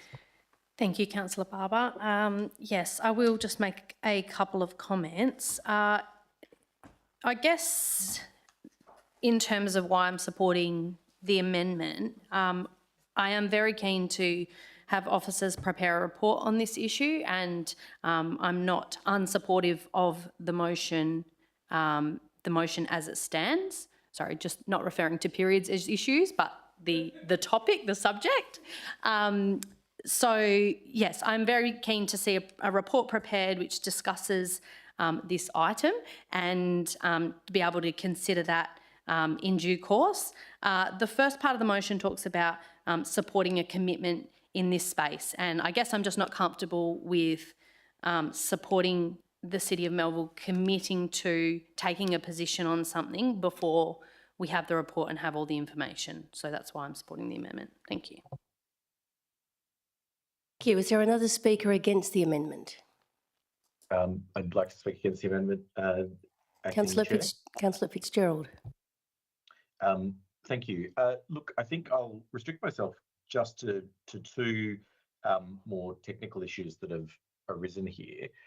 The first is the question of the nature of a commitment we might make, and the second is to kind of the place of local government in this issue. On the question of the commitment, something I was going to canvass in my speech seconding this is that we in fact already do significantly most of what the Council Cares program sort of requests. We have since at least 2023, and my recollection is we've probably been doing it a bit longer than that, but I can't find it on the website, offered a rebate for certain menstrual products. And that's significantly what's being requested of local councils. The other portion that's being requested of local councils is to assist with the dignity vending machines at relevant points throughout their area. There is already one at Fiona Stanley Hospital in Murdoch. I understand there are others at schools and women's shelters, but they're not listed publicly for what I hope are fairly obvious reasons. But of course, the other sort of places that the campaign is trying to get the dignity vending machines are in local public toilets and community centres. And of course, these are squarely our responsibility. So I guess on those kind of two objections, first of all, are we kind of making a commitment to something that will have some financial implications? We're already doing that. I mean, we already have this rebate in place. And so the motion doesn't significantly change the financial implications that we're already dealing with. And secondly, while I can accept that health and local government don't always overlap entirely, there are some areas of health like hygiene in restaurants that we deal with more extensively, other areas of health like hospitals that we deal with far less extensively. I think we can probably all agree that kind of basic hygiene, coordinating schools, and ensuring that products are available in public toilets and in community centres, these are very squarely local government issues. So for those reasons, I think this amendment probably is not necessary. Thank you, Councillor Fitzgerald. Councillor Spanbrook, would you like to wrap up the debate, please? Thank you there, Madam Councillor Barber. I was about to call her Deputy Mayor, actually. So, Acting Deputy Mayor. Yes, Deputy Mayor, my goodness, Wheatland, oh jeepers. That she did bring it to an EMIS. However, there was a report was not prepared at all at that time. It was just a raise to elected members that this is a motion that she's bringing to council, and so therefore, you know, we do have a committee that's associated with the City of Melville that could possibly be called in to actually assist or provide the products that may be required for those in need. So in saying that, look, this is not to refute this notice of motion. This is to just allow elected members time to be better informed by reviewing the investigation that the officers will no doubt conduct, and to bring it to an EMIS so we can then read it, be better informed, have a look at the information, because prior to this motion coming to council, I had never even heard of Share the Dignity. I am also throwing it out there that majority of other councillors probably never heard of Share the Dignity, nor the council cares that they have launched. So I think it's just, you know, like I said, you know, it's good business, good governance to get more information prior to committing ourselves to anything. Thank you. Thank you, Councillor Spanbrook. All right, we'll put the amendment to the vote. If you vote in favour of the amendment, please vote green. If you vote against the amendment, vote red.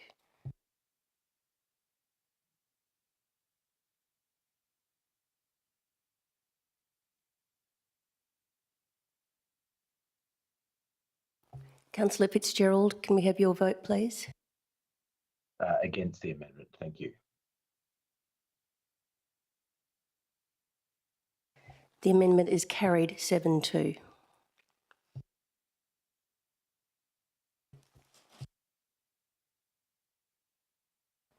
That brings us to the motion as amended. Madam Chair, could I, would this be an appropriate time to ask a question, perhaps of the mover of the motion? Yes, you may ask a question of the mover of the amended motion. Yes, Councillor Green. Thanks. If Yeah, it was just in relation to I have some concern about sort of some for want of a better way of putting it, perhaps locking ourselves in with Share the Dignity as an organisation. I think in point 2, which has now been removed, said acknowledge the work of organisations such as Share the Dignity through programs like Council Cares. However, item 3 to me reads that we would only be looking into a partnership with Share the Dignity and not perhaps looking at other options, other alternatives to. Sorry. You supported the amendment, so that's the amendment now. That's the motion as amended. I guess what I'm perhaps alluding to is that maybe we could amend item 3 further. Madam Acting. Are you asking to put in another amendment, Councillor Green? Well, I'm considering it, yes, and therefore asking a question.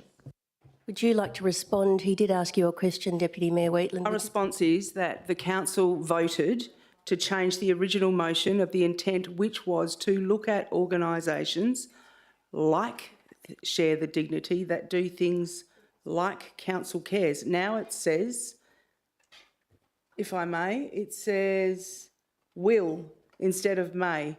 So we're locked in to this motion as amended, and so that's my comment. I've got nothing further to say. Presiding member? Yes, Councillor Spanbrook. Thank you.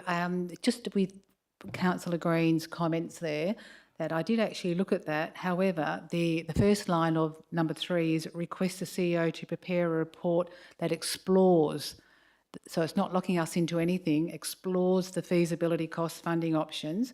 And the reason I said change from the report may consider a range of, that it will, so therefore, because if it's may, then there's no, it's not actually giving the CEO or the officers any direction. They may just let it go because they may not even have a look at it. So therefore, by having will, it adds some weight to it, that the officers will consider a range of initiatives, which may also be other companies or other organisations than Share the Dignity. That was the purpose of that change. I didn't actually get to say that in my opening. Thank you. Thanks, Councillor Spanbrook. Councillor Whittle, you've got a comment, question? I just had a question for, I guess how officers would interpret the new point 1, because I do agree to some extent with Councillor Green that the first sentence does read to me like it's only talking about a partnership with Share the Dignity, but Councillor Spanbrook has suggested that she sees it as broader. So I just would like some clarity from officers about, would it just be looking at a partnership with Share the Dignity, or would it look at other options and initiatives as well? Ms Pickering, would you like to answer this question? Yes, thank you. Thank you, Councillor Barber, and thank you for your question, Councillor Woodall. In reading the amended new point 1, I feel that there's scope within that point for the officers to primarily look at the partnership with Share the Dignity, but also broaden it out to other initiatives and potential partners that aiming to achieve the same menstrual equity goals. Thank you, Ms Pickering. Are there any other questions? Councillor Spanbrook. Thank you, Presiding Member. That what I didn't say a moment ago is that Director Pickering is quite right, that because it does have in the first sentence, it explores the feasibility, etc., with equity initiatives in partnership with Share the Dignity. The second sentence, the report may, and that's why I wanted will, so therefore the officers... Point of order. Yes, Councillor I'm sorry, Wheatland. meeting procedures, this amendment has already been passed. Why are we continuing to unpick it? Fair enough. Yes, you're right. So, Deputy Mayor Wheatland, would you like to speak to the motion as amended? Thank you. Yes, I would. Thank you. I want to thank Council for supporting the broader intention of this motion, but I do want to acknowledge that we lost some of the clarity and the structure in the process. This began as a motion asking for a concrete report, a partnership investigation, and clear timelines. The amended version leaves menstrual equity more in the realm of policy and, out there, but it's done, so I accept that. Period poverty is not an aspirational issue. It's happening right now here in our city, even if we don't see it. So while I fully support the amended motion because it keeps the conversation alive, I will be watching this to make sure it does result in some meaningful action for women and girls across the city of Melville. So I speak tonight for the many women, girls and menstruating people across the city of Melville who've carried the burden of silence, shame and cost for far too long. Periods are still not spoken about in public, in boardrooms, in budgets, not often around the council tables. But tonight we're changing that, and Councillor Spangle quite rightly said that. This motion isn't just about sanitary products, it's about dignity, it's about inclusion, and it's also about health. And I thank the officers for that advice note, which highlighted that to me. Now the data, let's look at the data because the numbers are actually really shocking. According to the 2024 National Period Pride Report, 64% of women who menstruate in Australia have struggled to afford period products. Nearly 1 in 5 have resorted to using makeshift solutions like socks, newspaper, or rolled up toilet paper. 24% have worn a pad or a tampon longer than is medically safe, risking serious health issues like infections and toxic shock syndrome, which can cause death. 55% have missed work because they didn't have the supplies they needed, and 68% missed sport, exercise or recreational activities because they had their period and they didn't have any products. Now, I was going to sing a line right here, but I'm not going to do it now because the tone has changed. I was going to sing the line from AC/DC, it's criminal, and there ought to be a law on this, and state and federal governments are stepping in and local government have a role to play as well. I want to address the point made in the officer report which suggests that because Melville ranks highly on the index of the socio-economic advantage, period poverty might not represent a high public health need in our community. But I have to say respectfully that this is the wrong way to look at this. Melville may be advantaged on paper, but inequality doesn't disappear just because a suburb or a local government has a high CIFA score. It just hides it better. We still have women in this city making choices between tampons and petrol. We still have teens in our schools dreading their period because they can't afford to manage it properly or they're too embarrassed to ask. And we still have community members using unsafe alternatives that no man or woman has to think about. I want to speak personally here because, like so many women, I've felt this really strongly throughout my whole life, and I've always hated how expensive it's been for us to have to buy pads and tampons consistently up until we don't have to anymore. Over a lifetime, I reckon that we've spent thousands of dollars just to manage a normal bodily function. And no one talks about the reality of blood contamination because it's dangerous. When women and girls are forced to wear the same pad all day or reuse items they can't afford to replace, the risk of infection goes up, and yet it's still treated as a niche issue. Even now, no one is looking at me as I speak because it's a very uncomfortable topic to speak of, and I understand that. This motion is not even committing funds, it's just asking us to get the facts, to explore joining a program such as Council Cares or the like.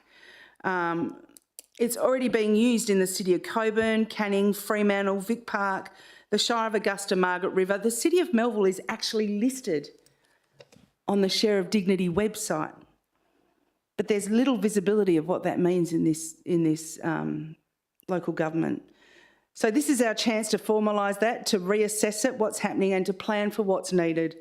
It's free to join. It's not going to cost anything. It offers structure.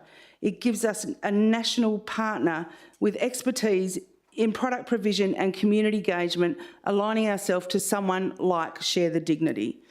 Deputy Mayor, I do note that your time is Just up. about finished. Okay. Yeah, if someone could just give me a minute.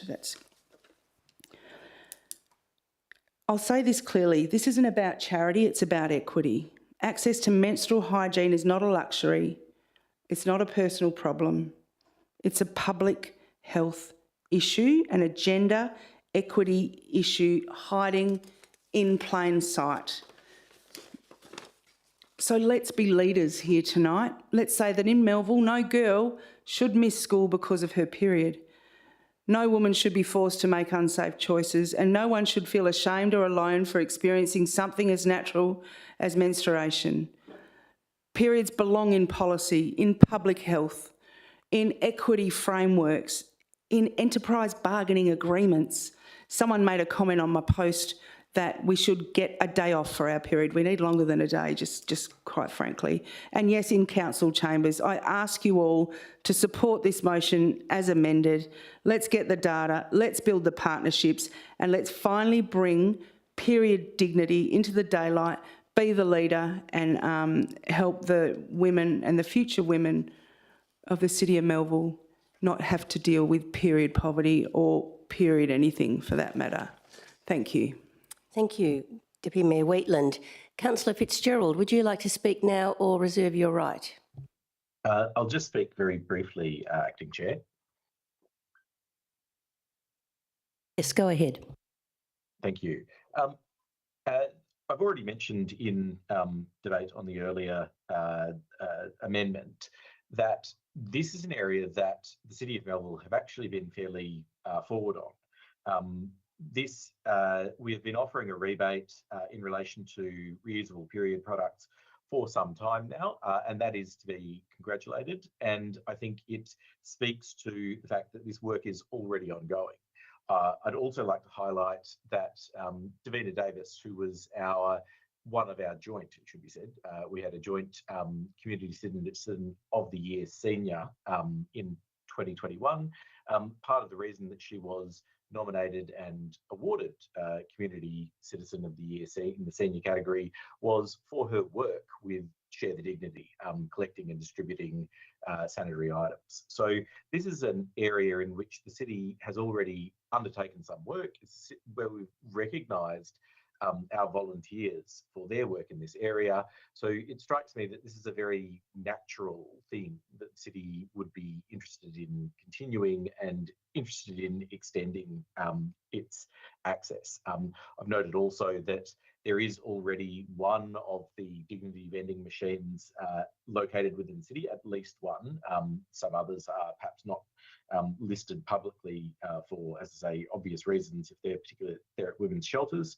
But the drive to get these rolled out at other community centres and in public toilets is, I think, the sort of thing that brings it very squarely within our responsibility. It's something that I think we should be talking about more. It's something I'm very grateful to the Deputy Mayor for bringing up in this forum, and I am very pleased to be able to support it. And I hope that it will be supported by the Council. Thank you, Councillor Fitzgerald. And maybe all the good work the city has done has been the result that we're already on that website, Deputy Mayor Wheatland. Look, is there anybody opposed to this amended substantive motion? Councillor Barber, I'd like to move an amendment. Yes, Councillor Robbins. What is your amendment? Thank you. My amendment is in the first sentence of point 1 to end the sentence after initiatives, removing the rest of the words in that sentence. So that is removing the words in partnership with Share the Dignity. And also in point 3, replacing the word encourages with considers.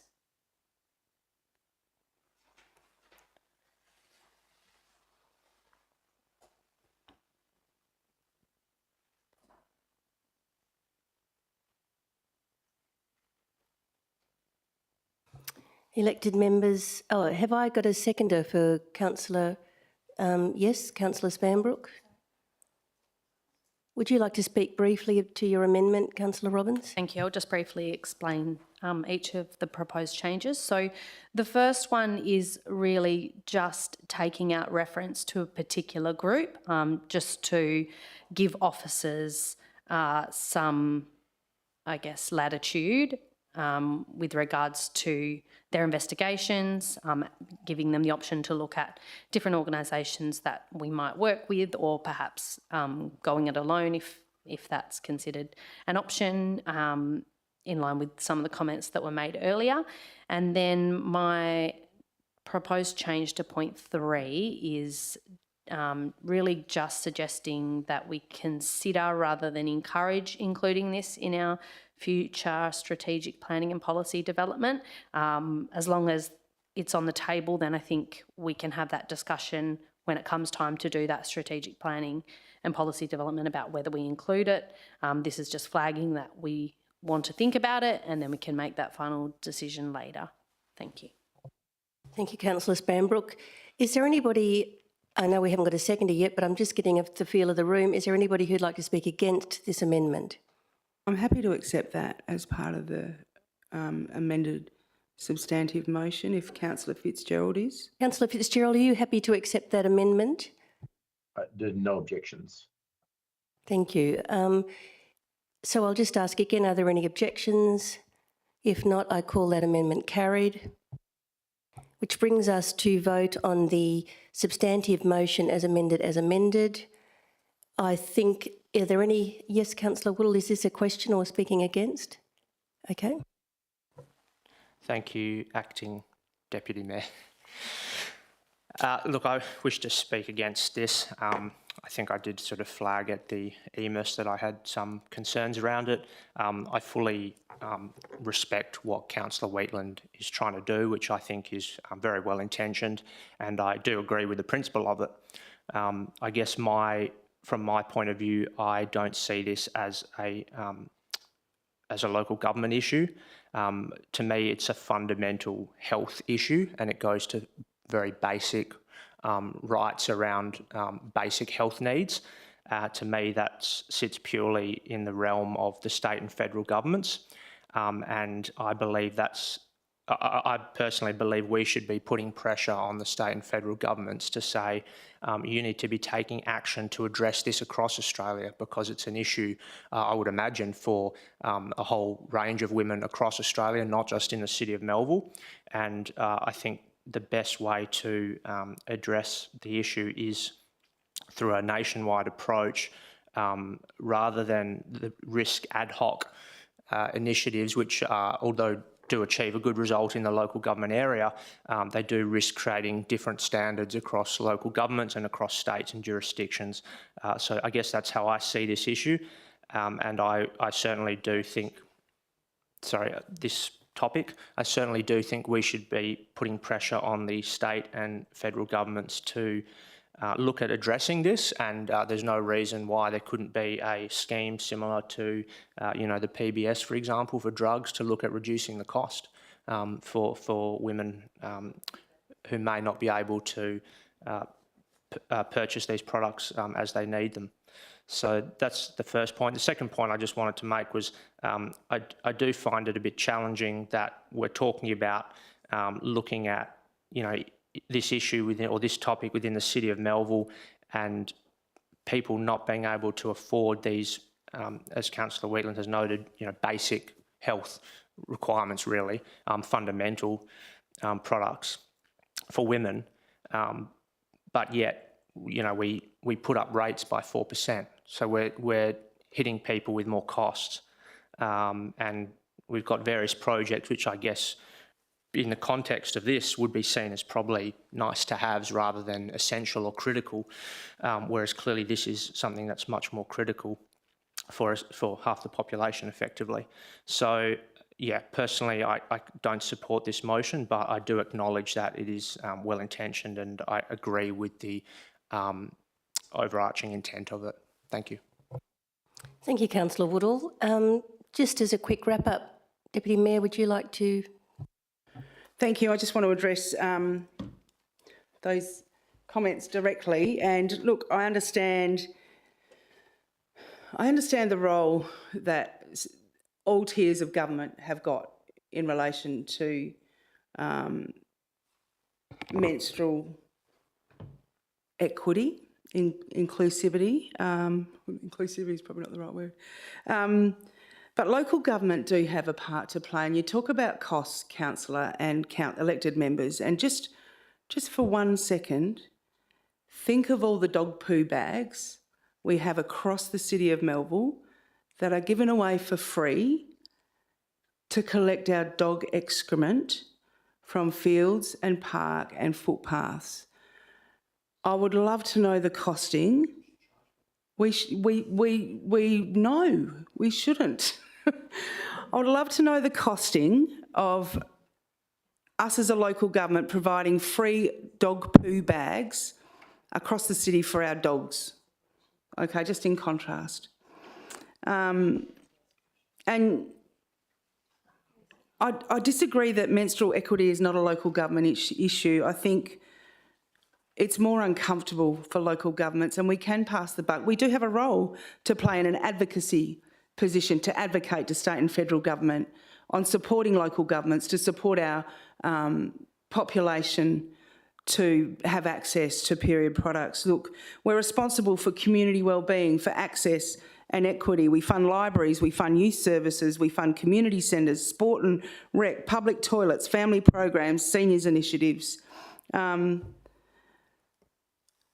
You know, especially in my experience as an elected member in the last 8 years, if someone's missing school, sport or work because they don't have access to basic products, they show up at one of our community centres, and I've seen that.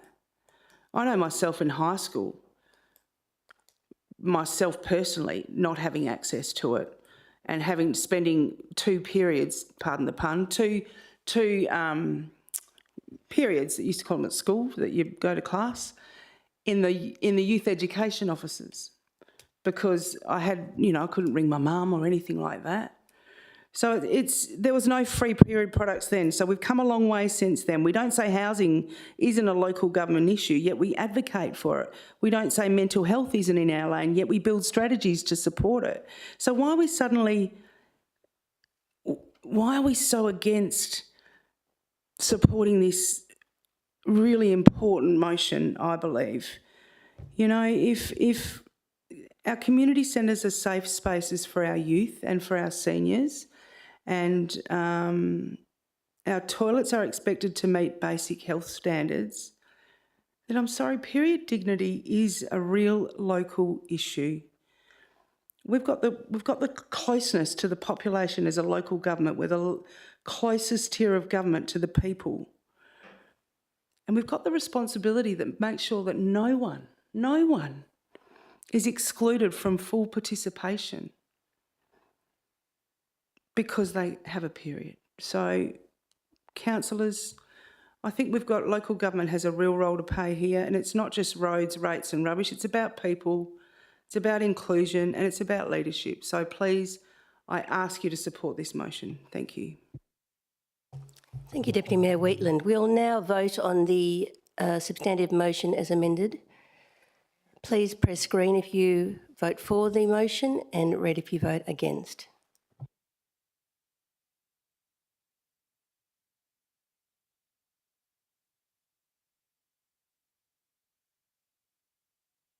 Councillor Fitzgerald, can we have your vote, please? For.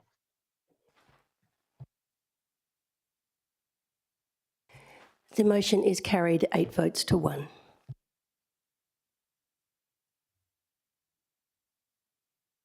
Which brings us to our next motion. Notice of motion honouring Bon Scott's connection to Palmyra and celebrating local cultural identity. This motion is also raised by Councillor Wheatland. I guess if you feel like singing, you can sing in this motion, Councillor Wheatland. Councillor, I understand you have a change to your motion highlighted on the screen. Yeah, thank you. And look, this amendment has come about from, the uncertainty of any real connection to the suburb Palmyra. and broadening it to investigate the feasibility, the scope and resource requirements to investigate A, B, C, D instead of just investigating because, yeah. So that's the amendment and it's purely to reflect that there is a lot of really warm stories out there in the community. All right, well, look, I might cut you off there and see if I've got a seconder to your motion. Is there a seconder? Councillor Lim? Thank you. Right, so Councillor Wheatland, would you like to sing or speak to your motion? Look, I honestly, Councillor Spanbrook, you've ruined it for me because I was going to sing a line of a song. So I might just do it now, right? Oh my God, am I going to do this? Yeah, I might do it after. It might be better. People might not really vote for me one day. So this motion is part of a tribute. It's part tourism. And it's all about honouring local identity and the stories that shape our city. Bon Scott, the legendary frontman of AC/DC, is buried at the Fremantle Cemetery, which is located in Palmyra, in the city of Melville. It doesn't matter whether he lived in Palmyra or Melville, but the thing is certain that the city of Melville has certainly been a part of his legacy. Fans from across the globe visit his grave. The last time AC/DC came to Perth, I went to his grave before the concert just to see, you know, if I thought maybe the band might go there to say hi, to pay their respects to Bon and have a Jack Daniels. And mate, it was packed. Like there was people pouring out onto the footpath. And I mentioned this when Councillor Lee brought his tourism policy forwards. They leave flowers. I was there this morning. Councillor Lim was there. He can back me up. They leave flowers, lyrics, guitar picks, hats, underwear. Some even make the pilgrimage as a form of a personal tribute.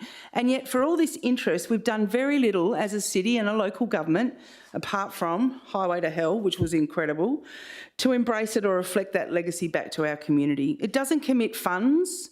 It doesn't propose a statue. It simply asks us to look at ideas, to investigate the connection and how we might honour a cultural figure who continues and will continue to, for eternity, draw people in, spark pride, certainty, tourism and a whole lot of bogan.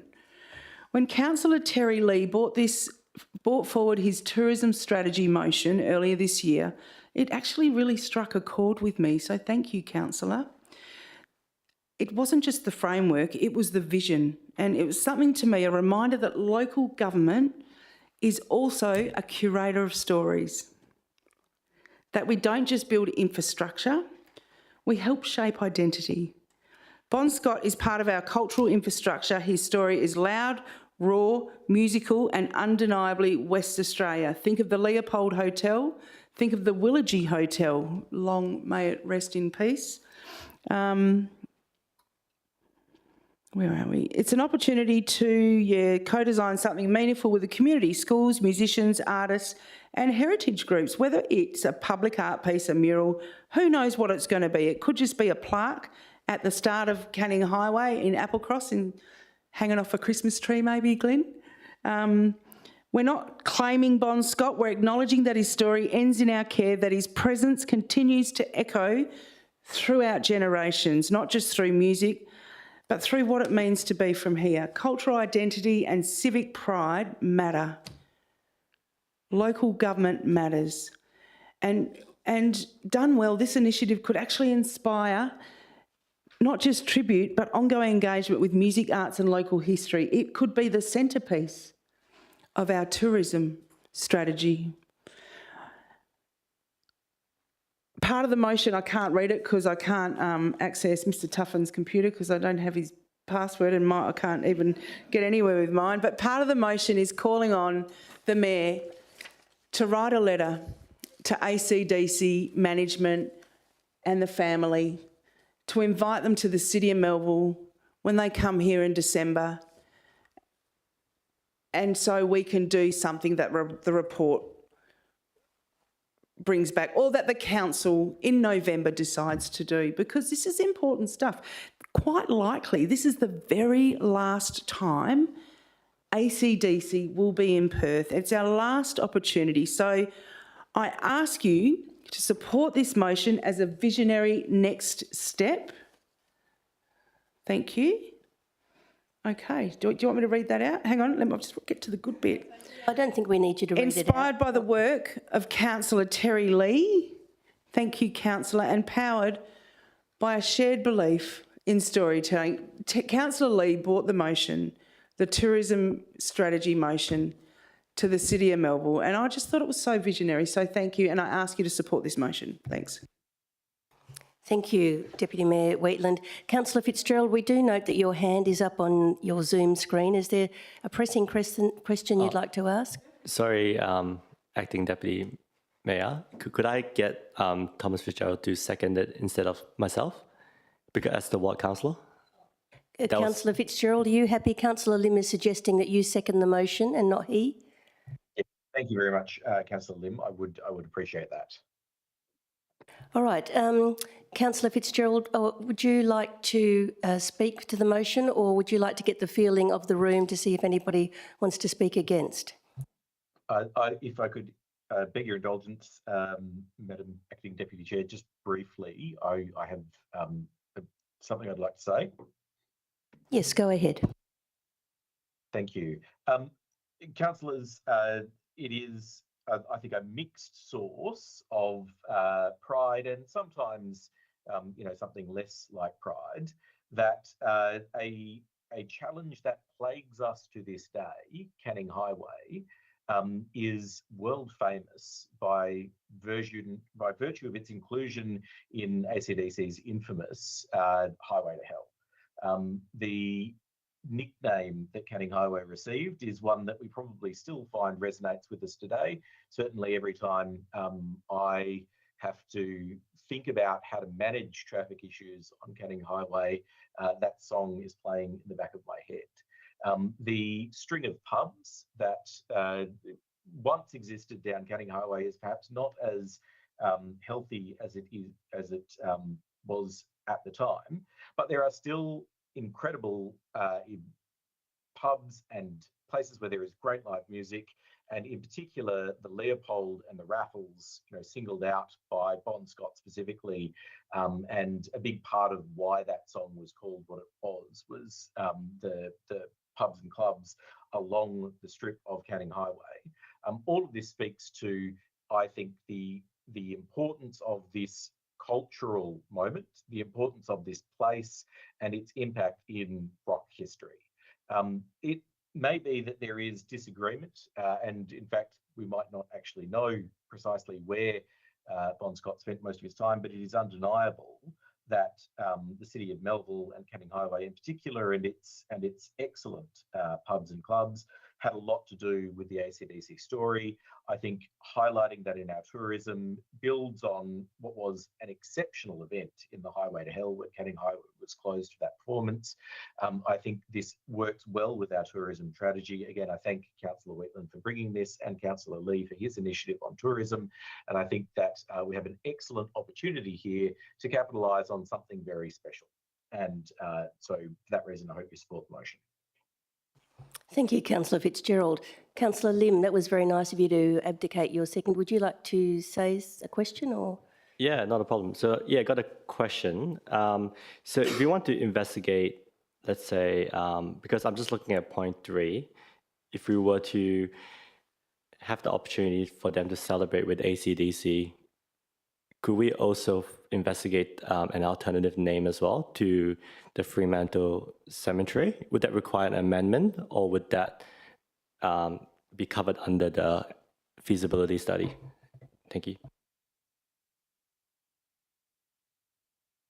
I might let the CEO answer that. Thank you, Councillor Barber. Thank you, Councillor Lim. I would suggest that would require an amendment. It's not currently within the scope of the investigation from what I can read. So to be clear in providing that direction to officers, It is the Metropolitan Cemeteries Board who obviously manage the Fremantle Cemetery, so it would be something that we would need to also, approach the state government Metropolitan Cemeteries Board regarding. Yep. Thank you. Yeah, could I put through a slight amendment, if that's possible? Would I be able to interject, Madam CEO? I think what you're proposing might be a completely different motion. It's not related to the ACDC. It's more related to a name change of a significant landmark in the city of Melville. Would that be correct? It's more to take the opportunity that if there was a chance that we were to celebrate with them, we could say, oh, ACDC was here to commemorate like a name change of the cemetery. That was my idea, but if you think it's vastly different. I think it's a fantastic idea, but I think it's not an amendment to this motion, and I would encourage you to put that up at the next ordinary meeting of council, something like that.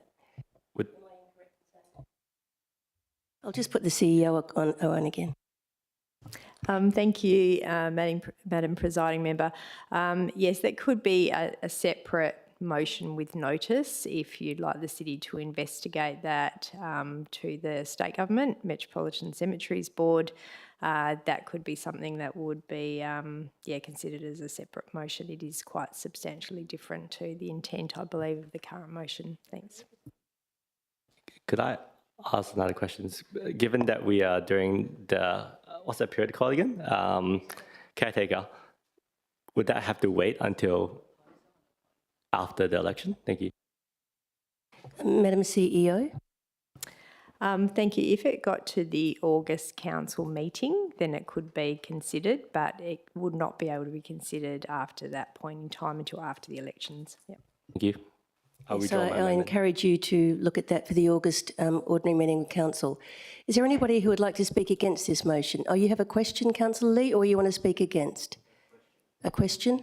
To the proposer, Councillor Wick, you did mention you deliberately take out the statue. Why is that? Because in the Hall of Fame that we put up, there was nobody nominated, and there was an empty spot in phase 3 and 4 of the Garden City, the Westfield Burragoon, that we are looking for. So that ties in quite nicely, if I was just thinking aloud, with the Bon Scott and the AC/DC band as our landmark draw card. So I thought that shouldn't be taken out, that should be put in. But of course, it will cost money.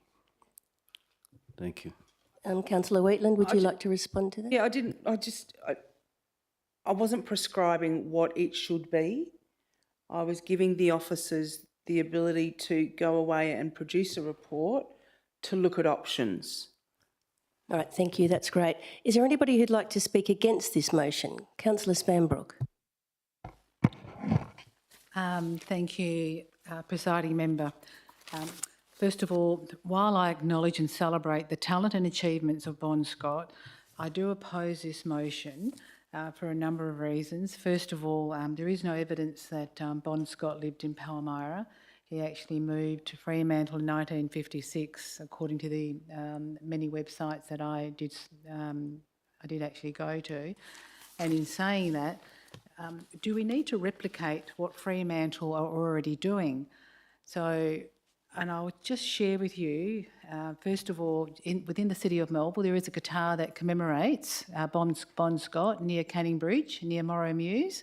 Are you familiar with the guitar there, Councillor Wheatland? Yeah, so I'm just wanting to just raise that with you, whether you're aware of it or not, because in the motion states that to seek out or suitable location for a permanent civic, tribute to Bon Scott, such as naming of a park, performance space or public artwork. So therefore, we do have some public artwork that is near Canning Bridge. And also, I would like to just share with you that there's the Fremantle that they have embraced, and this is the wording, they have embraced Bon Scott's legacy with a rock and roll reverence and hometown pride. And this is how, there are some points here, how that he has been celebrated. There's Bon Scott statue at Fishing Boat Harbour. It was erected in 2008. It's a life-size bronze statue which shows him. strutting atop a Marshall amp in his significant pose. And then the next point is that with his ashes being interred at the Fremantle Cemetery, which is within the city of Melville, we understand, it's marked by a memorial plaque, and there's also a seat that his family put there in the Garden of Remembrance. In saying that, it's also Bon Scott's his plaque is actually part of a Founders and Felons Heritage Trail. Also, there's annual memorial gatherings and events. Fremantle do an extraordinary job commemorating and celebrating Bon Scott. Now, in saying that, do we need to replicate what Fremantle are already doing? And as the Councillor Wheatland in her opening remarks, she said, we haven't done much. The reason we haven't done much is we all know that Fremantle do celebrate Bon Scott. So in saying that, there's nothing stopping the City of Melville and contacting, Fremantle, City of Fremantle, and to actually see if they can do anything to work with them in a collaborative manner when they do come in December. So and not only that, I would just like to mention with Councillor Lee's tourism strategy that I feel pretty confident that that would no doubt be included within the trail, within our council tourism plan as well. So it's not like it's completely being ignored by the City of Melville. So I just don't understand why we actually need a motion to do this, where nothing stops us being a part of a celebration in December. And I'd like councillors to support this, as I just think that it puts more and more time and effort into the city officers, and it's taking them away from a lot of other duties that they've already got. There's motions that they're working through. There's also, they've got policies and plans. So I just think that this is just taking time away from what's already some very, very needy projects. Thank you. Thank you, Councillor Spanbrook. Is there anybody else who'd like to speak against the motion? You'd like to speak, Councillor Green, for the motion? If I can speak for, that would be good. Yes, you may speak for. Thank you, Madam Chair. I'm excited that I get to speak for because I'm a big fan of AC/DC and particularly Bon Scott. I'd just like to point out a couple of things. We have embarked on a tourism plan, and I think to not involve Bon Scott would be a massive mistake. He is a big icon of our area. As Councillor Fitzgerald said, the highway to hell is Canning Highway. So the opportunity is huge. Another point I'd like to make, another front man that I'm a big fan of is Jim Morrison. At one time, Jim Morrison's grave was the 4th largest tourist attraction in Paris. He's buried in Paris, and it was the 4th largest tourist attraction in one of the greatest cities of the world. So the opportunity is huge. Bon Scott is probably as big, if not bigger, than Jim Morrison across the world. And so for these reasons, I think we absolutely need to explore this opportunity.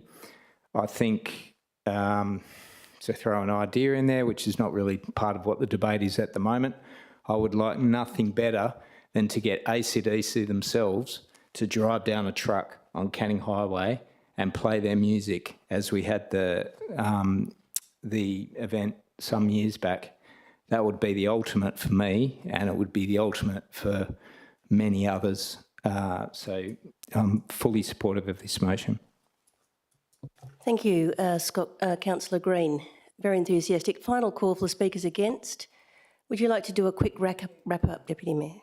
Thank you. Quick wrap-up. And look, thank you. I appreciate everyone's comments, especially appreciate the comments of Councillor Spanbrook. And look, Councillor, I was actually at that concert when that Bon Scott statue was unveiled. I was media.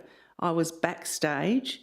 I was backstage with John Stevens, with Angry Anderson, with the guy from Screaming Jets, Dave someone.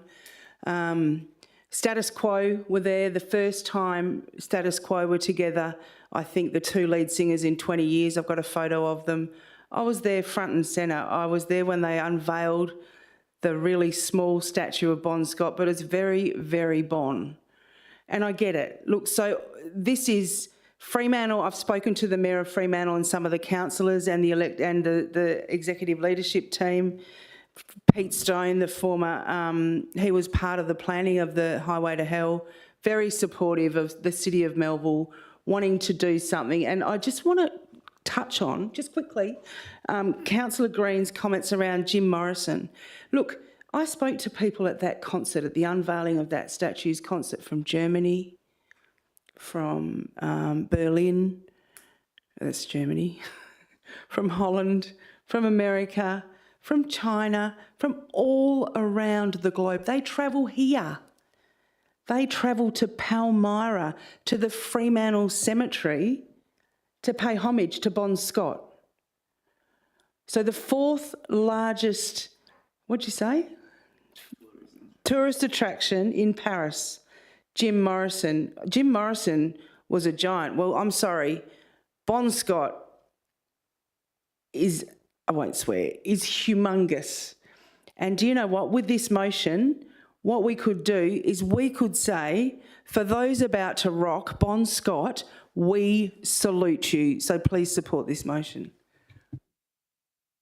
Thank you, Deputy Mayor Wheatland. We've got a couple of keen music fans in the chamber, but your job, councillors, is to vote either for this motion or against. Voting green for, red against.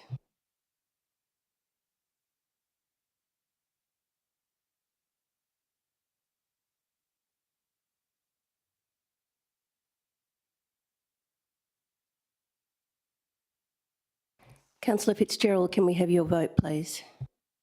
For. That motion is carried 6 votes to 2. 7 votes to 2.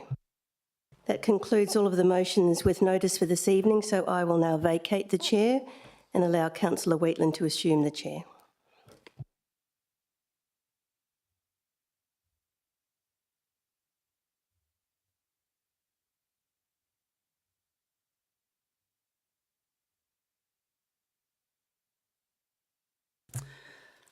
Okay, so there are no motions without previous notice for this evening.